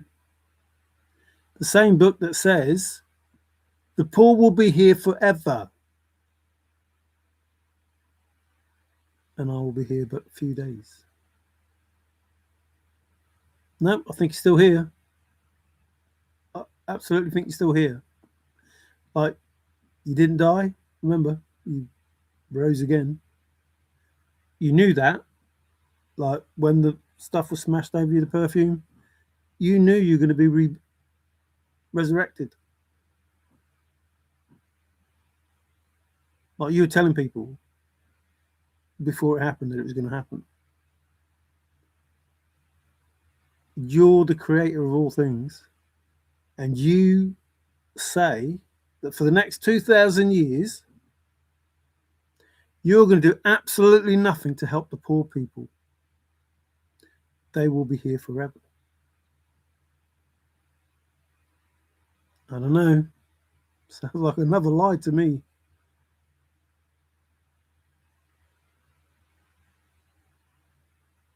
Maybe he shouldn't have had that smelling perfume all over him, because he wasn't gone.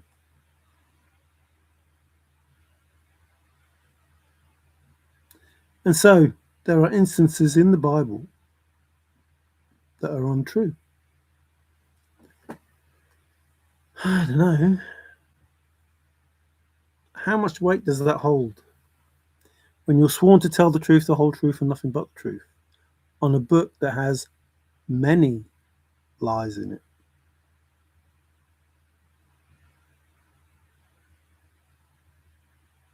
Hang on, let's do a few, because Forrest liked that word.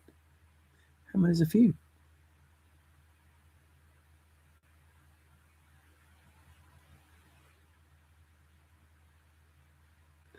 I tell you the truth. I see the truth. I hear the truth. I fucking feel the truth. And I know what BS is. I'm sick of the BS. Ask. If you don't believe, if there's one thing that you get from what I've been saying is just one thing, I am sick of the BS. I am really, really sick of the BS. Don't believe me? Ask anything you want. Ask all your black magic people, ask all the tarot, ask diviners, ask whatever it is. Ask them if Mary is sick of the BS. And they will all tell you the same answer. And it will be true. It's true, isn't it? I'm sick of the BS.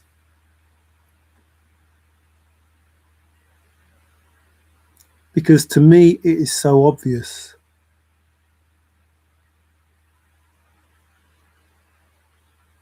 It really is obvious. So, believe it or not, this is not a rant. This is information based on a football team in England that could potentially get relegated into a lower division because the people who are supposed to look after everyone involved in it are not doing that.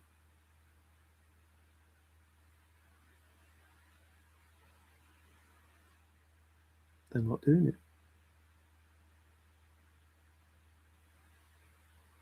Because if they were, they would get the right people in to do the job. Now, I'm not saying that Igor Tudor will fail in the job that he is doing. That doesn't mean to say he's making Tottenham a better team.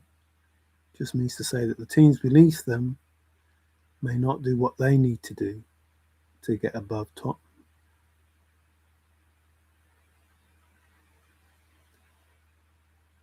Please, Tottenham fans, football fans, stop the BS. There is a lot of BS going around about the team that I support, Arsenal. A lot. Some of it focusing on our striker. And yet his tally of what he is doing for our club is the highest tally of any in our league that have come into a club this season. How is that a failure? How is that the wrong person? How is it that he is useless? Wake up to the agenda of those people that tell you untruths. It's just narratives. It's just BS that you follow. It's stuff that you hear that you copy, not knowing that you look stupid because the information you have is not based on truth. It's based on an agenda.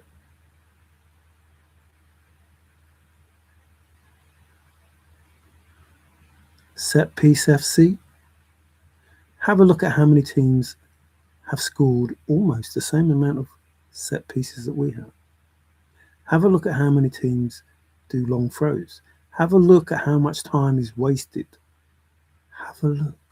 Don't believe the BS. Have a look. And you'll say it's all lies. All manipulation. Now, you can hate Arsenal. That's your prerogative. Hate is a very strong word, but some people do hate. That's your prerogative. I'm not saying you can't hate Arsenal, but at least speak the truth. In that hate, speak the truth. Don't just say it out of hate. Don't just say it because you've heard it, because it's BS. What you're saying is untrue, and it's going to hold no weight. It's just going to come across as hate. There used to be a time, should get back to it, where it was just banter. It was a laugh and a joke, and it's fine. But when your mind, your ego, your pride, your whatever it is takes over, then your life is the one that suffers. Not the Arsenal fans, not the Arsenal team. You. You create misery for yourself because of the hate that you feel. In any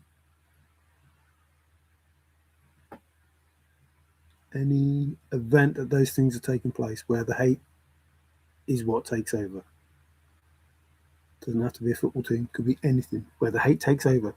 You are the one that suffers, not the person that you're hated against.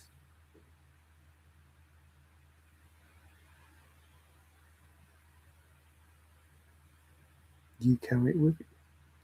Now, I don't hate people for hating Arsenal. I feel sorry for them because it's a game of football. It's a game of football. If we did something, and we did, and I can appreciate it, it would be confirmation, 19, blah, blah, blah, whenever it was, 20 something, 30 something, whatever, 27. Supposed to not be in the league or whatever it was. And we got in, did well, and Tottenham lost out. So there's the rivalry. It's not about how close we are to Tottenham. That's the rivalry. But that was 100 years ago.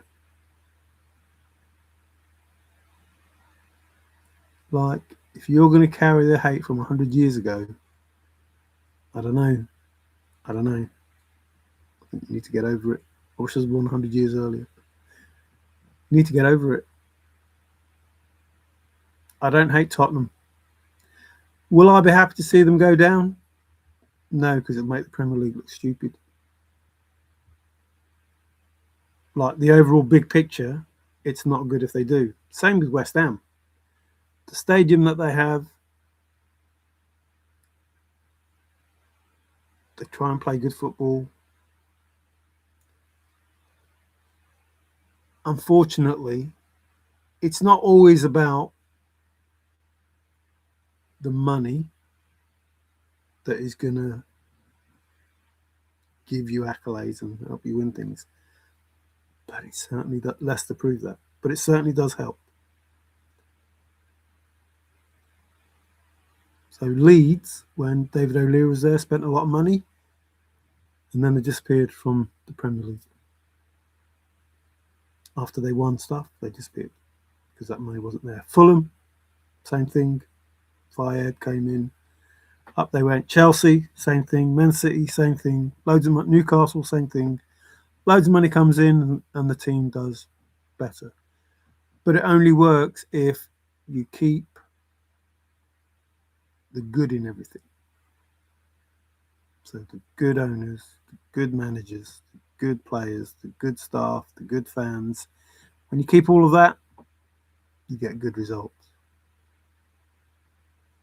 And maybe when some people cheat as well, you get good results. But having a bit of luck, need a bit of luck. So I think I'm with a good team. Mom and Dad, spirits, ancestors, angels, star beings, marine creatures, fae, dragons. List goes on. If I haven't mentioned you, sorry. Like, seahorse, orca, blah, blah, blah. Otter. I think I'm with a good team. And even the dark. Because I don't hate the dark. I see no reason to hate the dark.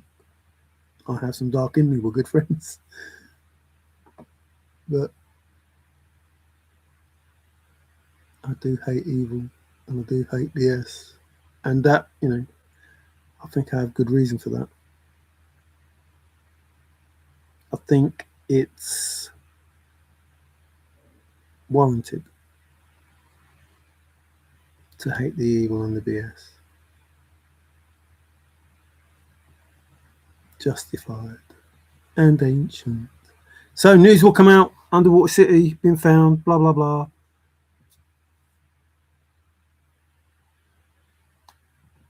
Naughty people being escorted to places of confinement.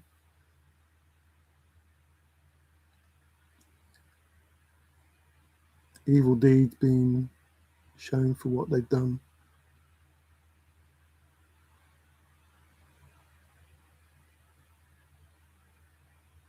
Signs in the heavens, etc. All that. Trumpets, those sort of things to look forward to. I don't mean, Monty Python and the Holy Grail trumpets. I don't mean them. Although I might do. So thanks for watching. If there's anybody watching, there is this. The truth is the truth. I don't make the truth. The truth is what it is. I just tell you what it is. Understand that J didn't exist when Scripture was written. And for it to be translated into the King James Bible or any Bible as J and Jesus and Jews and Jerusalem and Jordan and John the Baptist and Jesus and Judas and Judah, Job, all of those people didn't exist in their names. They didn't. They just didn't. Just didn't. If you can't get your head around it, you should. They just didn't exist.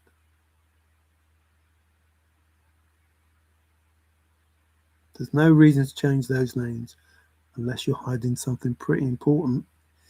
And the only thing that's pretty important about that is why.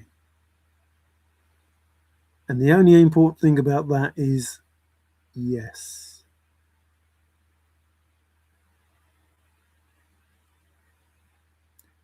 Yah, though I walk through the valley of the shadow of death, I shall fear no evil, for thy justice and thy judgment, they comfort me.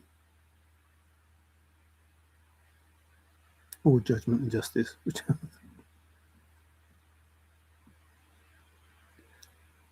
As I have gone along there now, as and before you go into that place, you speak to the Creator using his fucking name, Yah, not Yay, Yah, telling him, though I walk through the valley, I fear no evil.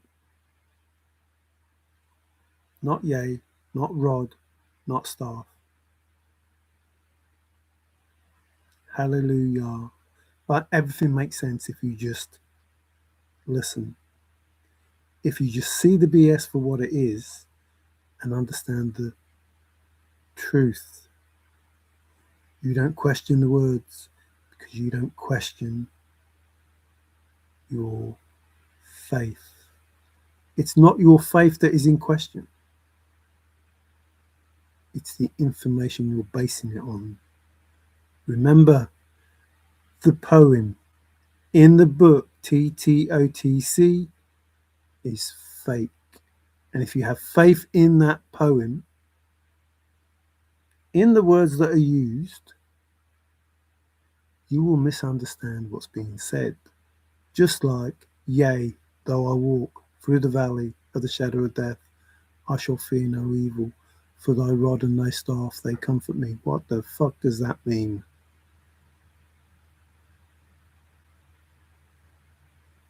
What rod? What staff? Why, yea? Yea, though I go through this horrible place, I shall fear nothing, because I've got a rod in one hand and a staff in the other, and it belongs to you. There you go. What? What? So read it for what it is, not the BS.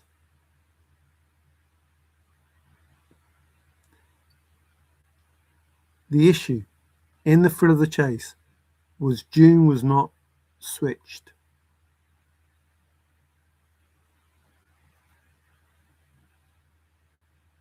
The issue in the thrill of the chase was that June was not switched.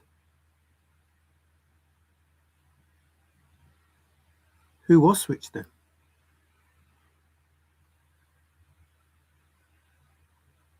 June was always June.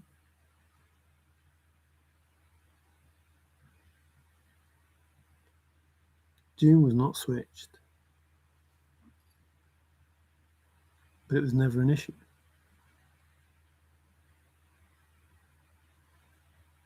The words in the poem were switched. It was an issue because you couldn't solve it if you didn't switch back, go back to the beginning, go back to the beginning, go back and to the left, go back and to the left. Ever drawing nigh, JFK. So you go back to the beginning. It was switched. The poem was switched. We know that because Douglas said it was too easy. So we know the poem was switched. And in order to understand what the answer word was, you had to go back to the beginning. You had to switch the poem.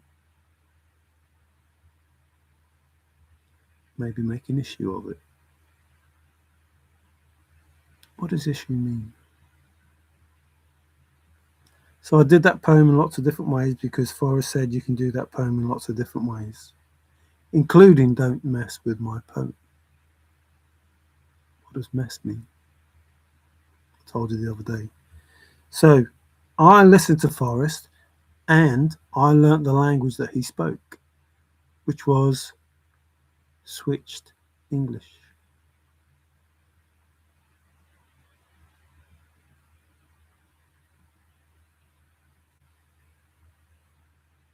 Now, I would say it was reversed, but it's not reversed. It's switched because you're always going forward. Now, he did say further back in the barn where he tied the tail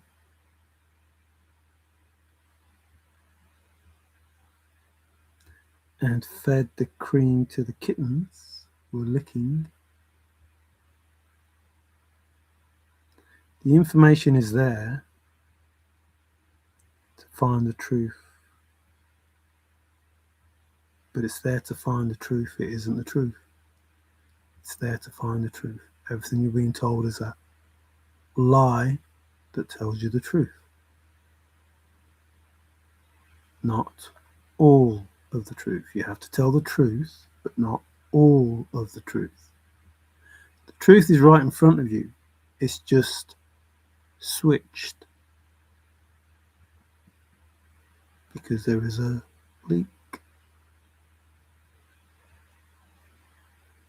So I found the answers based on the truth in the lies that were spoken, or the falsehoods, or the fakery, or the whatever Forrest was leading us to believe, because the thrill of the chase was fake. We all know that. It was based around fake. The painter and everything. Everything was fake. It was based around it being fake.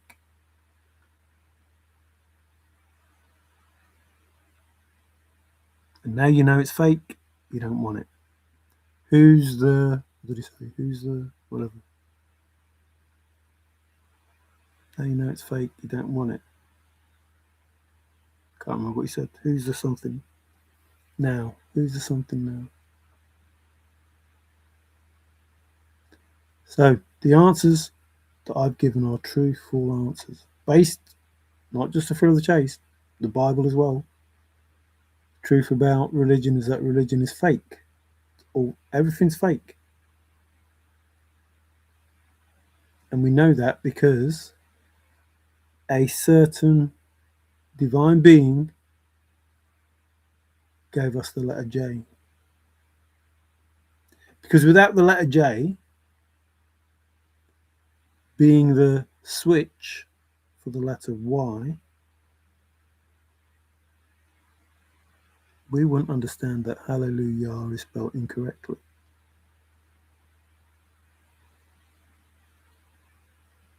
We wouldn't understand that the praise of this person, jar, when is a jar not a jar? When it's a yah.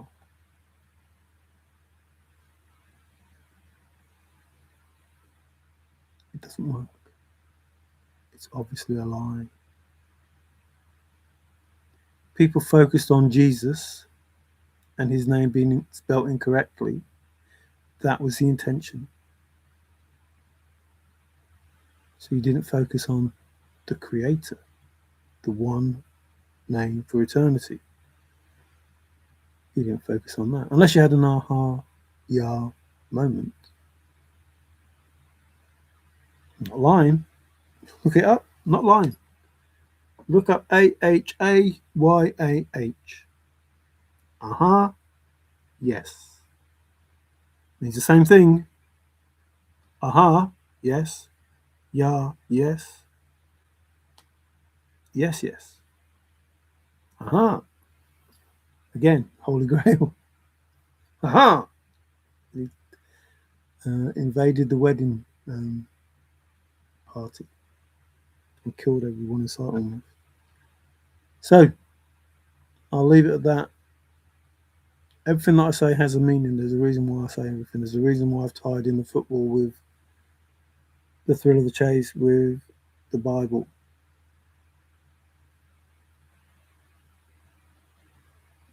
The people that are supposed to look after us are destroying us.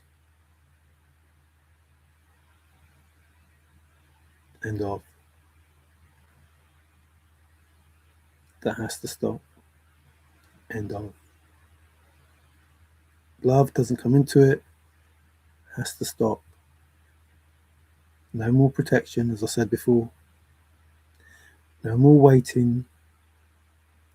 No more warnings or guidance or whatever those words that you want to flipping believe or not believe. Has to stop. And if you can't do it willingly, then you'll be made to stop. And if you think it's me doing it, no.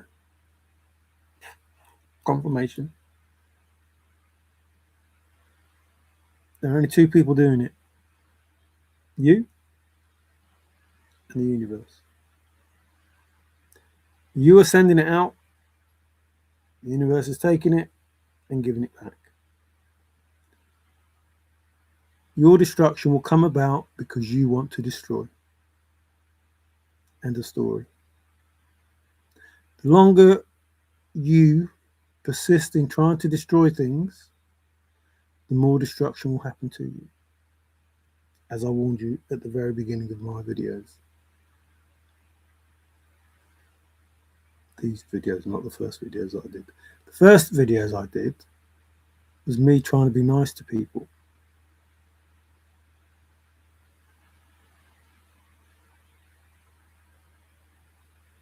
See how that works? You don't listen.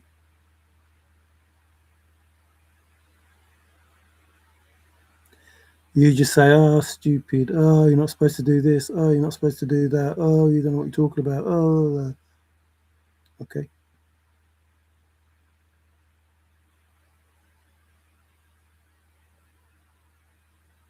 But everything that I've said has been backed up with truth, evidence. I have shown you all the information that I've got. None of it is a lie. None of it is fake. None of it is forced. It is truth. You started moaning, well, you flipping know this, this, and this, and this. Why don't you say it before it happens? Well, I have.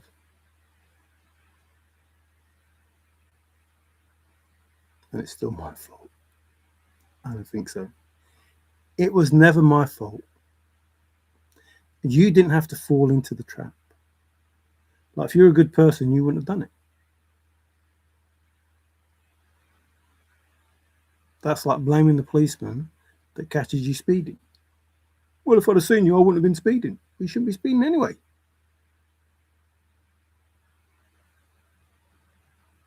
It's not all right to speed. And you can't blame the policeman for catching you for speeding because you thought the policeman wasn't there. You were speeding. That's how it works. What you don't realise is you're always speeding and the universe is always watching, listening, seeing. You're not going to get away with it. You might think there's no police there. Trust me. Trust me. When I say they're there. And it's all too late. And getting rid of evidence won't help you because the evidence has already been got. And, this is important, even if you think there isn't any evidence, those people you think have left this planet, can't say nothing, dead man tell no tales, blah, blah, blah, think again. Because she has told what you did. And there is evidence. In fact, you left some at the scene, which will be found. So that's specific for someone. The truth is always the truth. And people thinking that the truth is hidden because it was done secretly, nothing secret. 24/7, 24/7, they're with you. 24/7. The evil entities that you brought into this world and the good entities that are already in this world. And when I say entities, I mean that in a good way. I don't know how to explain it. So, whether they be fairies or dragons or star beings or creatures, we're talking like below Earth and above Earth.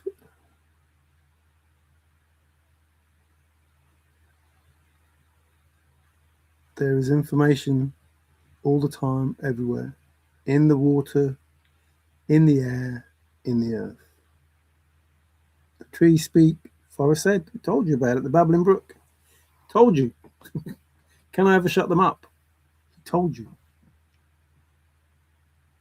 There is information everywhere. The information highway. Super highway.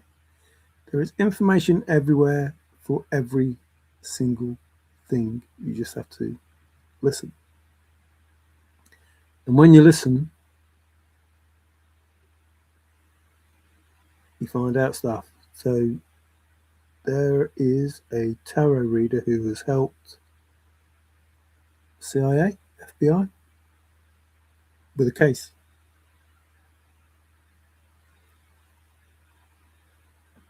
So information gained from the spirits, proving truthful, has led to the case being solved. And more will happen as more and more people understand the truth of everything. I'm not saying this to scare anyone. I'm not saying it to be dramatic. I'm just telling the truth. You don't have to believe it. Just saying it as it is. And you know what I've said is true because it's happened in your life. So, confirmation, I don't know if you can hear it. If you want to get in touch, get in touch. I'm not going to bite anybody's head off. I'm going to jump up and down happy, I don't need closure. I don't need apologies. I don't need any of those things. But if you want to do those things because it makes you feel better, do it. It's up to you. Don't make out I'm the problem that you can't talk to me because I intimidate you or etc., etc., etc. I don't intimidate you.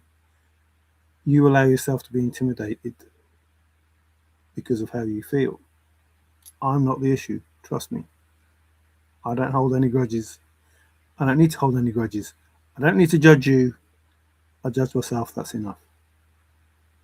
The universal law will kick in and it will do everything that it needs to redress the balance. The wealth transfer and everything, the meek shall inherit the earth. As it was, so shall it be. As above, so below. All of those things that were said will come into play based on the universal balance of everything. So I don't need to be upset. I don't need to be worried. I don't need to be anything. I don't need to fall out with people.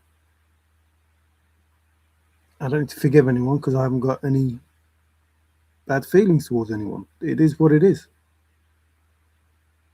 There's a difference between loving someone from a distance, just recognizing that they're, a human being or an animal or a creature or whatever, and trusting someone. There's the difference. I don't hate anyone enough not to offer love, but it will be from a distance with, no physical, no energy transfer, none of that stuff. Just recognizing that you're a human being or a being like me. And then there's you're on the same energy as I am, you're on the same wavelength, same frequency, you care about the things that I care about, those sort of things. You have no hidden agendas, then there's love and trust there. That's a big difference. But I don't hate anyone. I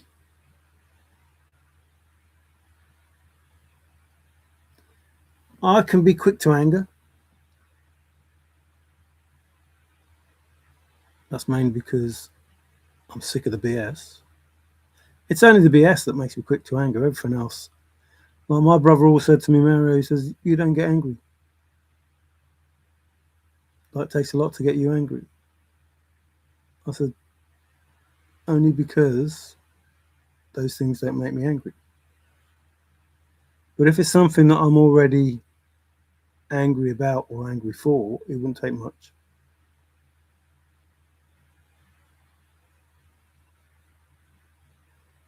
And the only thing that I'm angry about or angry for is the evil that took place thousands of years ago that is taking place today.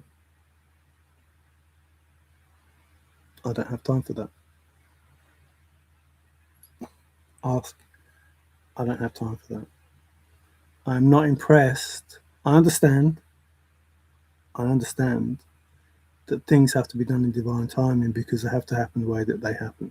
I understand that. I told you about Hitler and everything else. Those things have to come about in order to get to the point that we get to. So the events that happen have to unfold the way they unfolded, so they will unfold the way that they unfold. I understand it, but I don't like it. I won't change it. I won't get triggered by it because I know I'm triggered already. I know inside me there is that darkness that says it will be just so easy to snuff it all out, get rid of it all. But that's not what happened.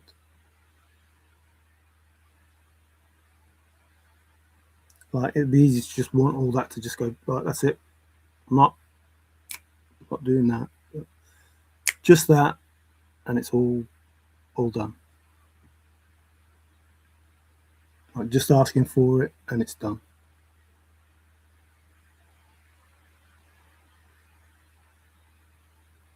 I'm not saying me. I'm not saying I'm the person that does all these things. I'm saying there is a being that's capable of doing it.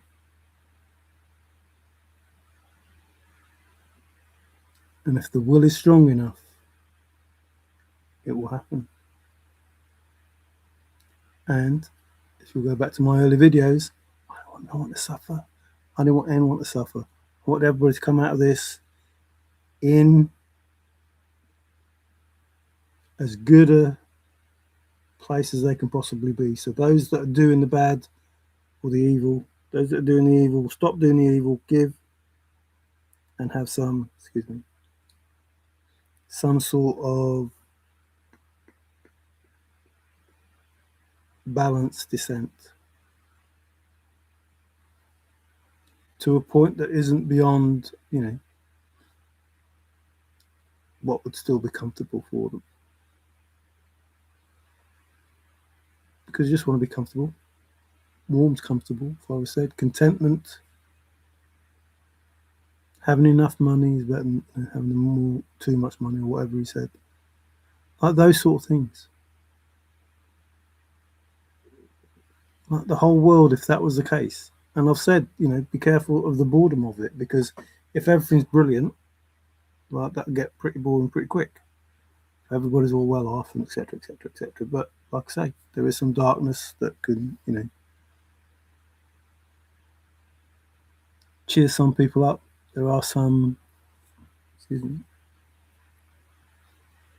there are some adrenaline, type activities that people can do. But I think most of it will be taken up by learning how to live in a good way. We will all have to learn or unlearn how to live, like what living really is. So some time will be taken up with that. If you're that way inclined, if you want to be an ascended master or whatever they call these things. And again, I don't know if I'm spiritual, Gnostic, etc., etc., etc. I don't know any of that yet. Because whilst I know truth, I don't know the whole truth. I just know truth. And I stick with that truth until I know the whole truth, and then I can tell you what I was, will be. Because you can't have the answer to the solve until you work the solve out. I don't know who I am. Know what I am. I know who I am. I don't know what I am until I look at all the possibilities of it, because I don't know enough about everything. I don't know what a Gnostic is fully. I don't know what a spiritual person is fully, because in different parts of the world, it means different things. So what is a true spiritual person, and where does that information come from? Because if it's the same people that wrote the Bible, you're fucked. You're fucked. It's not true. So most of the stuff that we've read, we believe are true events, actual events, physical events, when actually they're probably just a way of explaining how the body reacts in trying to be a spiritual being. They're not necessarily true events. They're a analogy, not even an analogy, but they're a telling of this is the universe, which correlates to the human body, and in the universe there are these things which correlates to the human body, and these things happen at such and such times which correlates to the human body, etc., etc., etc. So certain events happen, like the resurrection, the Christus oil, and the 33 vertebrae, and etc., etc. So, and the chakras, and the rainbow. Remember Forrest rainbow? Like, it all makes sense. What does rainbow mean? But it all makes sense. How many chakras are there? Is there 7? How many colors are there? What colors are they? As far as talk about his spiritual rainbow. What's the gold?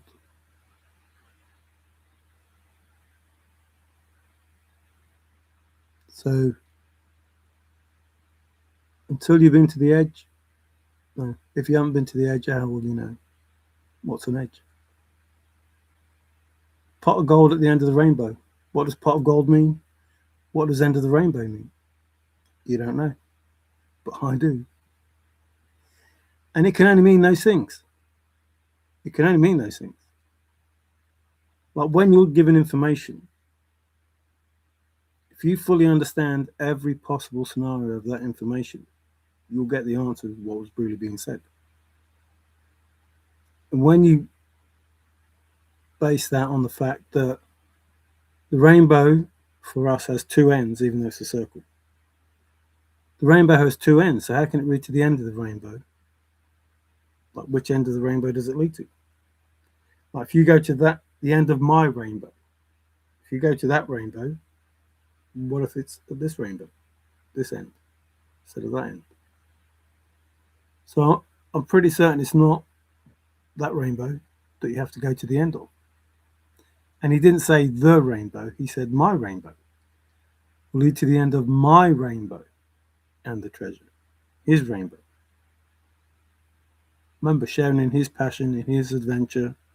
He was searching, we were searching, he was listening, we were listening. Remember, search is listen. So if you're a searcher, you're a listener. And Forrest said the American searchers can't do it because the American listeners, they don't listen. That's not me being horrible. That's a statement of fact coming from the creator of the treasure hunt. You don't listen. Based on how you were trained as a subject, subject of God. Like the demon god of fortune, the one in, the Pentagon in New York. That demon god. Not Father God. not the true divine God, the Most High God, not that person. The person, the demon of America. It's God's country. Gad, G-A-A-D, Gad. Baal, Beelzebub, Satan, whatever. Not lying. Not lying. Telling you the truth. In God we trust. Excuse me.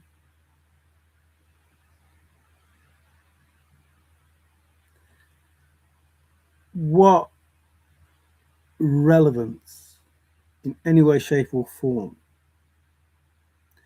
do you need to trust God and have that on the money that you use? Remember, takes you all the way back. I don't say nothing for nothing. Takes you all the way back to the tithe that you give money to God. That God asks you to give money to Him. The tithe that you have. That you're being asked by God, the Supreme Being, the Creator of everything, who doesn't need any money, doesn't need money at all, doesn't need material things at all.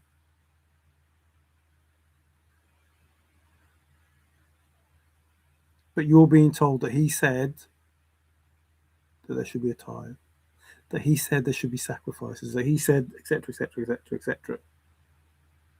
No. The simple truth is no. No. Not in any way, shape, or form is that possible. It's a non event. It's pointless. There's no need for it.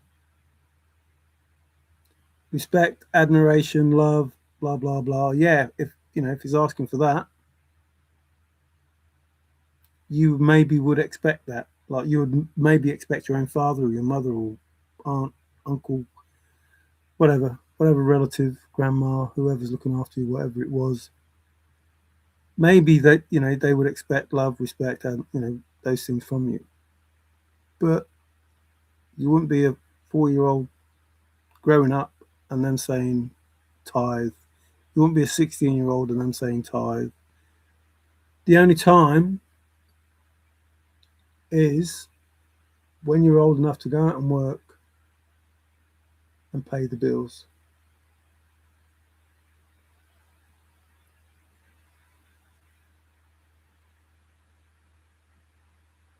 Because Father wants it or because humans wanted it.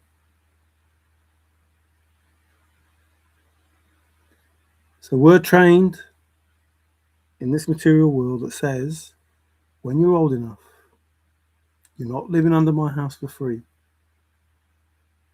You have to pay rent.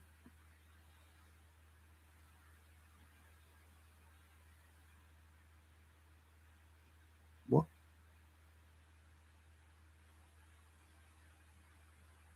What? So while I'm at school, it's okay. You can afford to pay for me while I'm at school.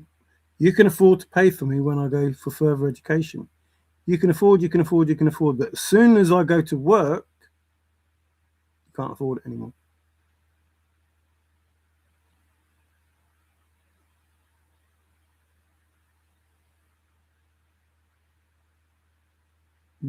That's a bit weird. I could stand for further education for 4 or 5 years and you would gladly support me.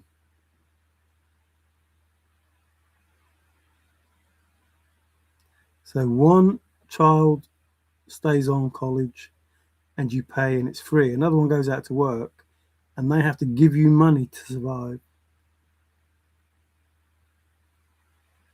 Where's the logic in that? Where's the fairness in that? Because at some point, the person that went to college is probably going to get a job that gives them more money. But at that point in time, guess what? They're going to leave home.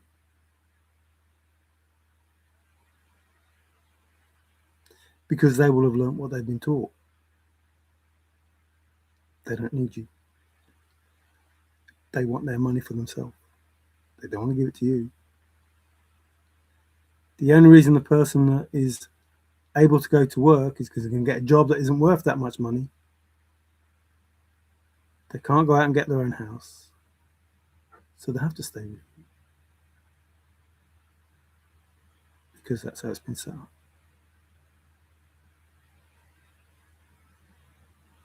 And even then, you will pay to send this person to college. But you will not pay to look after the child that goes to work.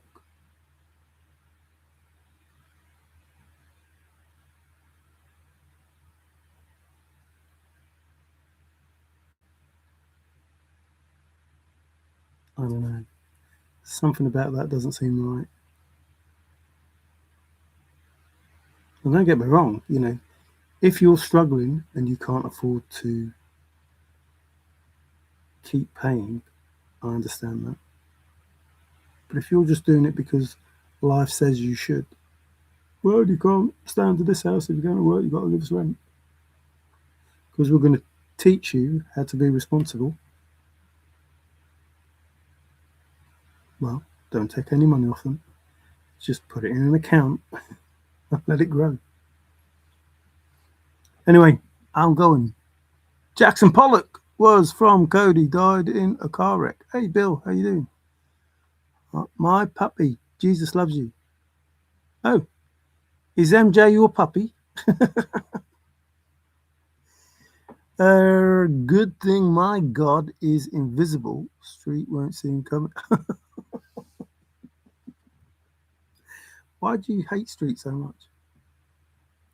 Well, I know why. But make them think you are strong when you are weak. Make them think you are weak when you are strong. See, I don't do any of that. I'll just be me. I don't give a shit what people think. I give a shit what I think. I'll be who I am. I don't care what people think. If they think I'm weak, that's up to them. If they think I'm strong, that's up to them. But I'm not going to make them think one way or the other. I'll tell you the truth. Like it, don't like it, up to you. Anyway, I was about to go. Street thoughts are only imaginary. Okay, did you enjoy the wedding? J and B. J and B. Who's J and B? Don't know. Don't know. Anyway, I'm going to get gone. Everything that I say is true. It's not. Okay, yeah, it is meant to upset people, but in a good way. You're supposed to be triggered. You're supposed to question what it is that I'm saying.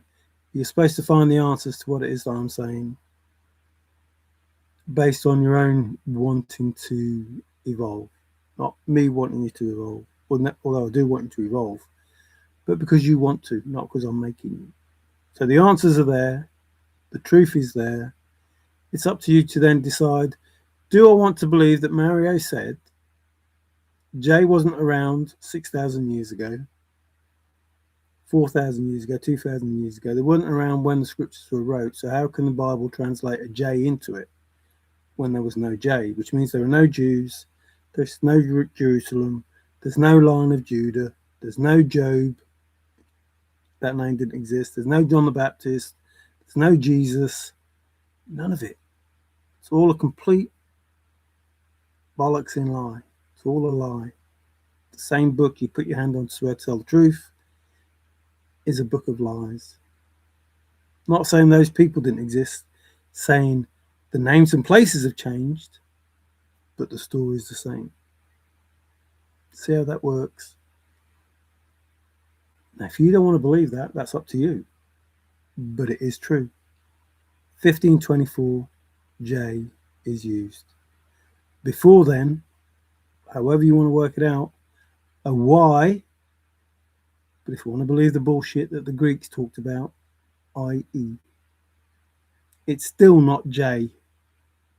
If you want to believe the bullshit about the masculine S for Jesus, Y is the word hallelujah, yeah, spelt with a J. No masculine S. No IE. No nothing other than the truth. Praise Yah. So there is no need for the J to be there that didn't exist when it was wrote. And the translation of it, hallelujah with a Y or an IE, doesn't need to change to a J unless you're trying to hide the fact that most of the words spelt with a Y have a reference to Aha Yah. Now, if J didn't exist, then Jews don't exist. Neither does Jerusalem. So why the big lie?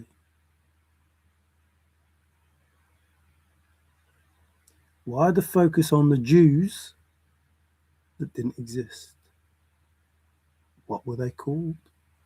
What was Jerusalem called? What does the word,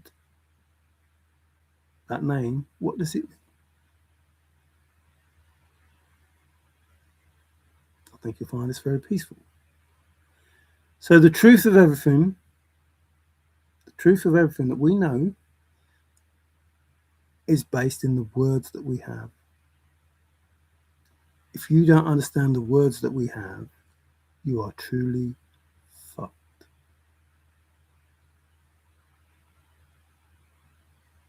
Or in other words, if you don't question what is supposed to be the truth against what can only be the truth, based on the truth already. Remember, you can't have a solve to the thrill of the chase unless you already have the solve. All you need to do is confirm it by having it nailed down. So you need the answers. The answers I already know. The answers I already know. You need those answers. You just need to confirm it by having it nailed down. The same with the Bible. You have the truth. There was no J until 1524. Any name, being, or place. Jonah, no. Jacob, no. Joseph, no. No. There was no J.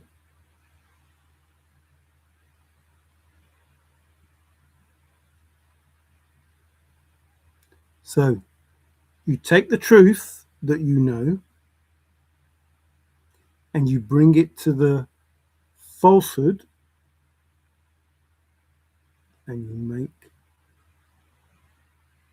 you ask the question and make the connection. Why? Had to go because of an aha moment that no one was supposed to know. Aha, Yah. Not lying. I'm not lying. Look it up. Aha, Yah. Yes, yes. Yes. Yah, yes. Yes, yes. I wish I never said the word yes, said Forrest. Not because of that, but yes.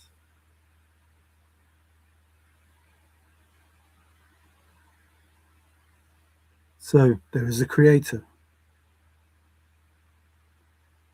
Praised using hallelujah. Spelt with a J. That's impossible because it didn't exist. So using the correct spelling, rejoice, Yah.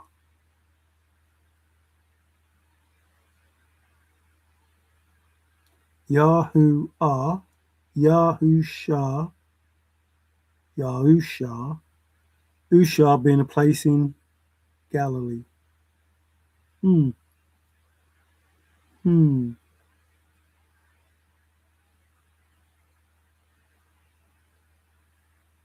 That seems like a name I've heard before. So the creator left information for somebody to find so things could happen the way they're supposed to happen. The treasure has been found. But he didn't say the chest. My treasure has been found. Forrest was searching because we were sharing in his passion and we were sharing in his adventure, and he was searching too. And the search that he was on had been concluded because his treasure was found.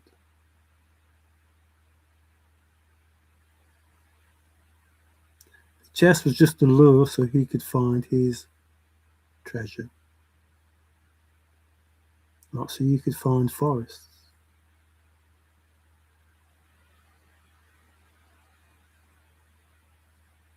See how that works? There is no fish ever that benefits from taking a lure. If the chest is just a lure, that means we're all fish.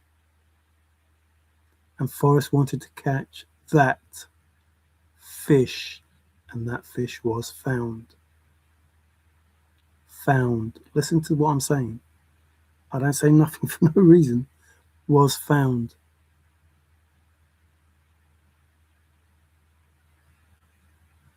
So the chase ends when Forrest finds his treasure.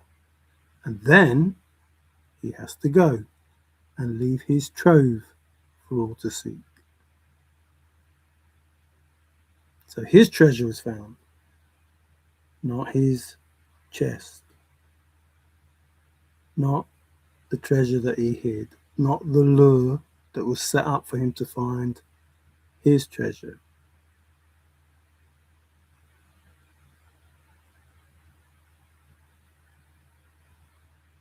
So people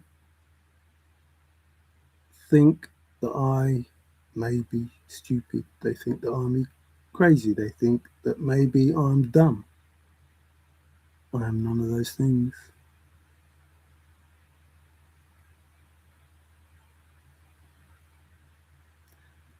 But I am ready.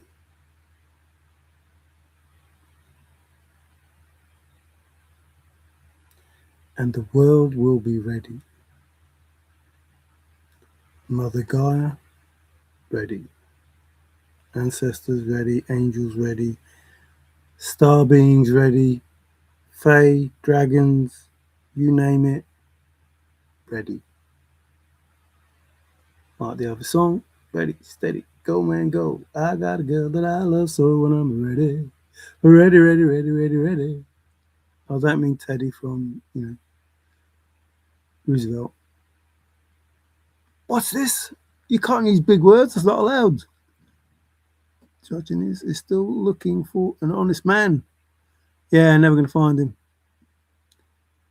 The Zorkas are still practicing in Iran. Yeah, there are words in the Revelations that talk about this BS that's going on now. So if you want to know what's going to happen, have a look at Revelations, and it'll tell you what the outcome's going to be. But don't be surprised if mistakes are made and people attack each other. They were smoking J's 10,000 years ago. Ah, J's. The universe created me. Yes, it did. But you are the universe, Bill. That's what I'm trying to get across. If Christ consciousness is one consciousness, that means you and I are connected. And I am the universe is me. So therefore you are the universe and the universe is you. So we're all like the stars in the sky. We are all connected by that bit of darkness that we all have. So whilst we are light, we are all surrounded by the dark. And that's the same in everyday life. When you get up and there's a light source, you have a shadow. And it walks in your footprints or you walk in its. And it follows you everywhere you go. And you can't get rid of it. But you have to understand it. I'm sure there were many jack-offs, 6,000. There's a few jack-offs now. Hey, Mike. Is that Michael?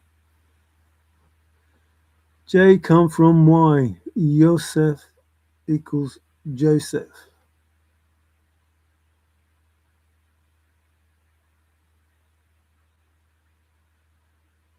J doesn't come from Y. J was created to cover up the Y.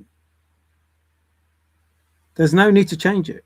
That'd be like starting to call you Pill instead of Bill. If your name's Bill, it's Bill. Don't call you Pill just because you want to change it. You don't start calling somebody Joseph because you don't want to call him Yosef. I wouldn't like it if you called me Dario just because you didn't want to call me Mario. It doesn't come from it. It was created to hide it. Yes, we know Yosef and Joseph. We know Joshua and Joshua. We know, well, no, Jordan doesn't because it's Yarden. But Johan or those things, we know they exist. But not because it comes from it, because it wanted to hide the fact of that Y connection. Because the Y connection that led to the creator Yah, that would be Jusha or Yusha without the AH, the aha. Jesus in Spanish is Jesus. So Zeus and Krishna is Jesus Christ. That's what it is. Jesus Krishna is Jesus Christ. It's not who you are, it's only who you make think you are. They changed the names of gods to give us one God instead of the true God. And by God, I don't mean the God that you think of, I mean the Most High God. Because before those people existed, Mars, not even Janus, because there's no J. So there's no Janus, there's no Jupiter, because there's no J. Like you can't name the planet Jupiter, you can't name a god Janus, Janus, however you want to say it, if there's no J. Confirmation. So why are they hiding the fact that it was Lupiter or Jupiter? Why are they changing those words? There's no need to change them.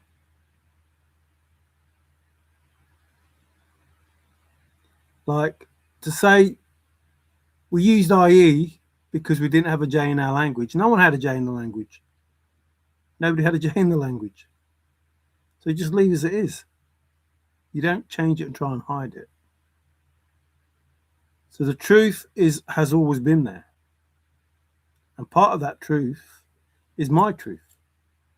My name is Mars. The Janus, which isn't Janus, is what I'm ruled by because that's January. I'm an Aquarius who was the bearer of emotions for the gods, the water bearer, which is the life bearer. Water is life.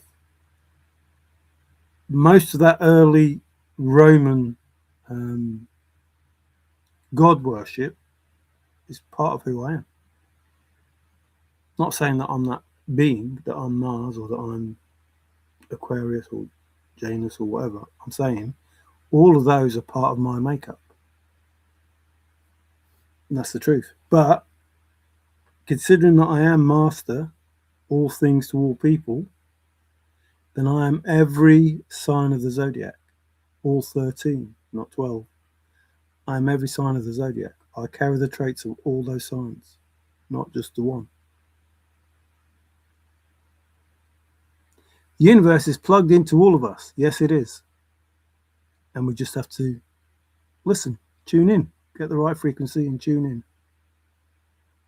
The Krishnas lived across the alley from when I lived at Ninth University in Boulder. Oh, Colorado. Is that Boulder, Colorado or Boulder, Wyoming? They let me know when Someone stole my bike. Ah, that was a nice one. Was it them? Hey, mate, someone stole your bike. Did they? Who was it? It was us. I'm joking. But so people take the mickey out of Christmas, and I was, one of them because, the song and everything. But I think the Eastern religion is the nearest to the truth.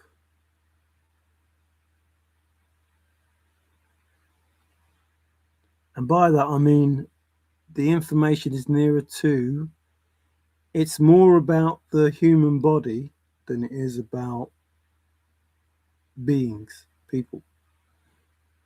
Like the story that you're reading is more about the human body than it is about the people. So, in a way, I suppose that's the spiritual side, but then part of me is the Gnostic side. Like when you start believing in the monad, Sophia, because Christ consciousness has to come from the original Christ, not Jesus Christ, because that person didn't exist, that was made up.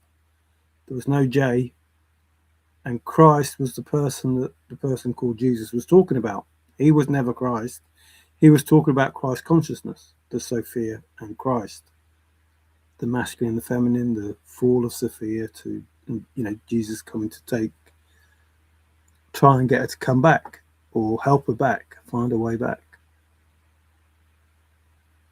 Boulder, Colorado, I was 3 blocks from the Sink Pizzeria, where Robert Redford was a busboy. Ah.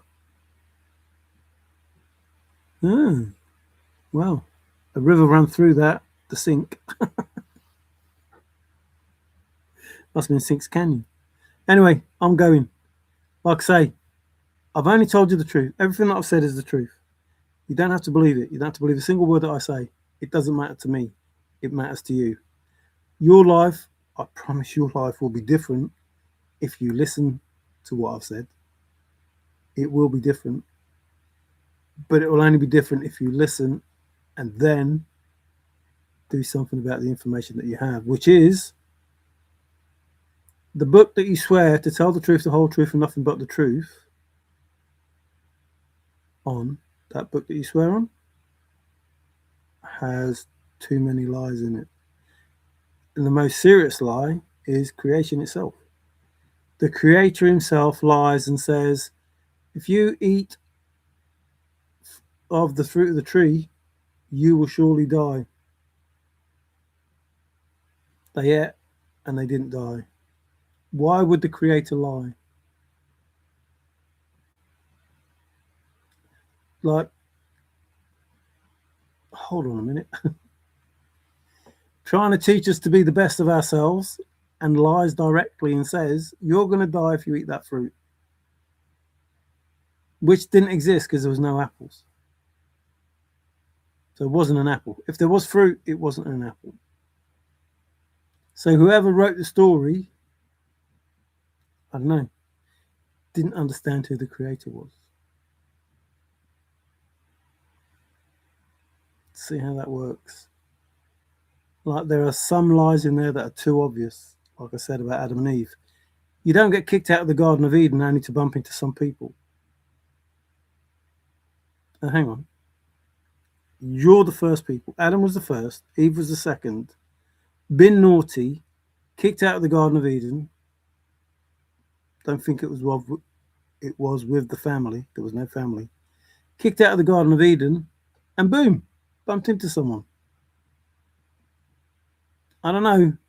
That sounds like a lie. Like a proven lie. I've just created everything.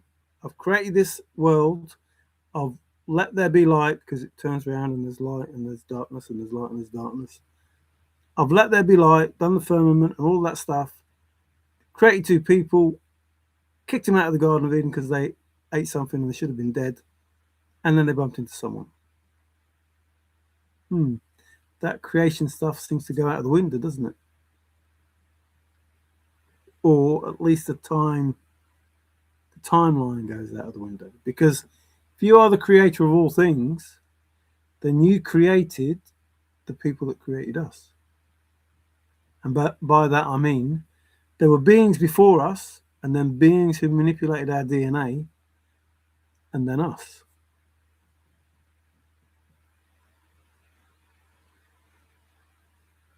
Who realize that within us, as Bill says, is the universe. We're part of the universe, we're all one consciousness. And we know that because we were told, I think, therefore I am. So the energy that became self-aware, which is what we have to do, become self-aware and offer ourselves self-love and be, only judgmental to ourselves if we have to be judgmental at all, became self-aware and created matter. So energy is matter. Irrespective of what all these scientists say, energy has to be matter. Everything is energy.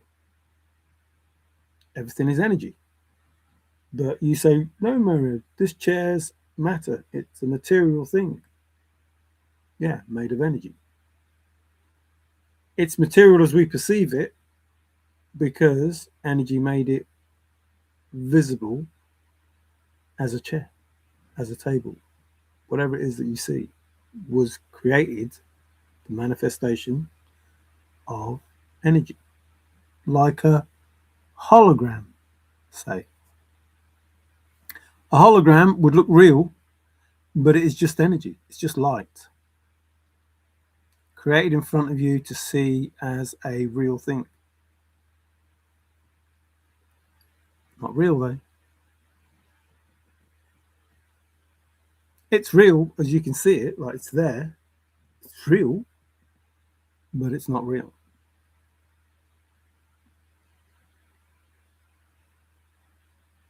So, I think, therefore I am, created itself and created other beings to share in the I am scenario.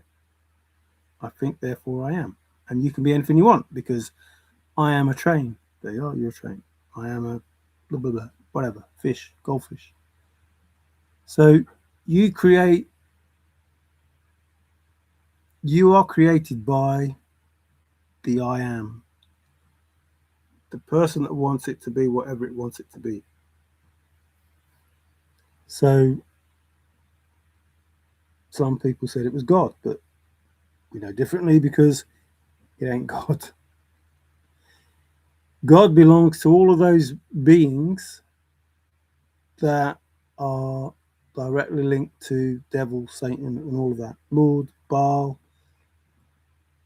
Beelzebub, Gad, Jesus, or Isus, however it's said, Zeus. All those beings that are not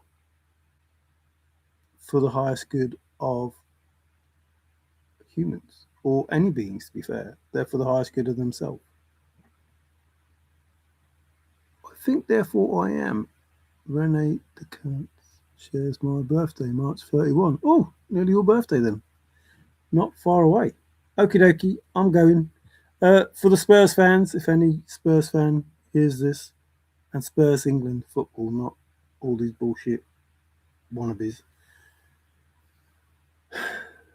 get behind your team. Like, I want to be happy that you'll go down. I want to be, but I'm not. I don't see any pleasure in a team that has been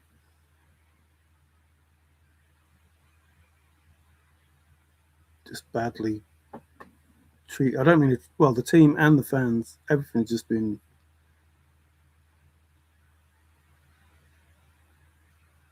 done without a care in the world. But, I don't want West Ham to go down either. They're not because I don't want them to go down.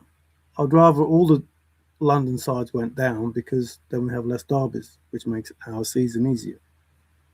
Because, it's not always going to be about being the best in London, having to fight hard to be the best in London when you're trying to be the best in the Premier League. It's like having two different battles that other teams don't have. So Birmingham would have it with Aston Villa or West Brom or, things like that. But Manchester City, Man United, Liverpool, there's a few, but there's like 6 or 7 teams from London, and that means it's 12, 14 games a season, which is like a cup game. Like you've got to win because otherwise you won't be the best in London. It's not just about trying to win the Premier League. You've got to win this match, and in that comes a different kind of pressure. So if Spurs, West Ham, I think they're the only two that can go down from London. Burnley, Nottingham Forest, the I can't remember the other one, but I think they're the only one. So if they went down, that'd be good because it'd be two less. But then it depends who comes up. Because if two teams from London come up, then it'll be no different. And some people say, well, Spurs are that bad, it's guaranteed 6 points. But because of the rivalry, there is a greater effort to try and win. Not, whether they're bad or good or what, it doesn't matter. A lot will go into the game to try and win because it's a derby. Triple four signs: Aries, Sun, Leo, Moon, Sagittarius, rising. Triplet blazes. I'm effing hot. You don't want to know mine, Bill. You don't want to know mine. If you saw mine, you'd be like, what? No, that's not possible. Remember, we're in the age of Aquarius. So that gives me a head start as well. 3, 2, 1, lift off. So I'll see you up there then. Thanks for watching. Good numbers there. Take care. Ciao for now.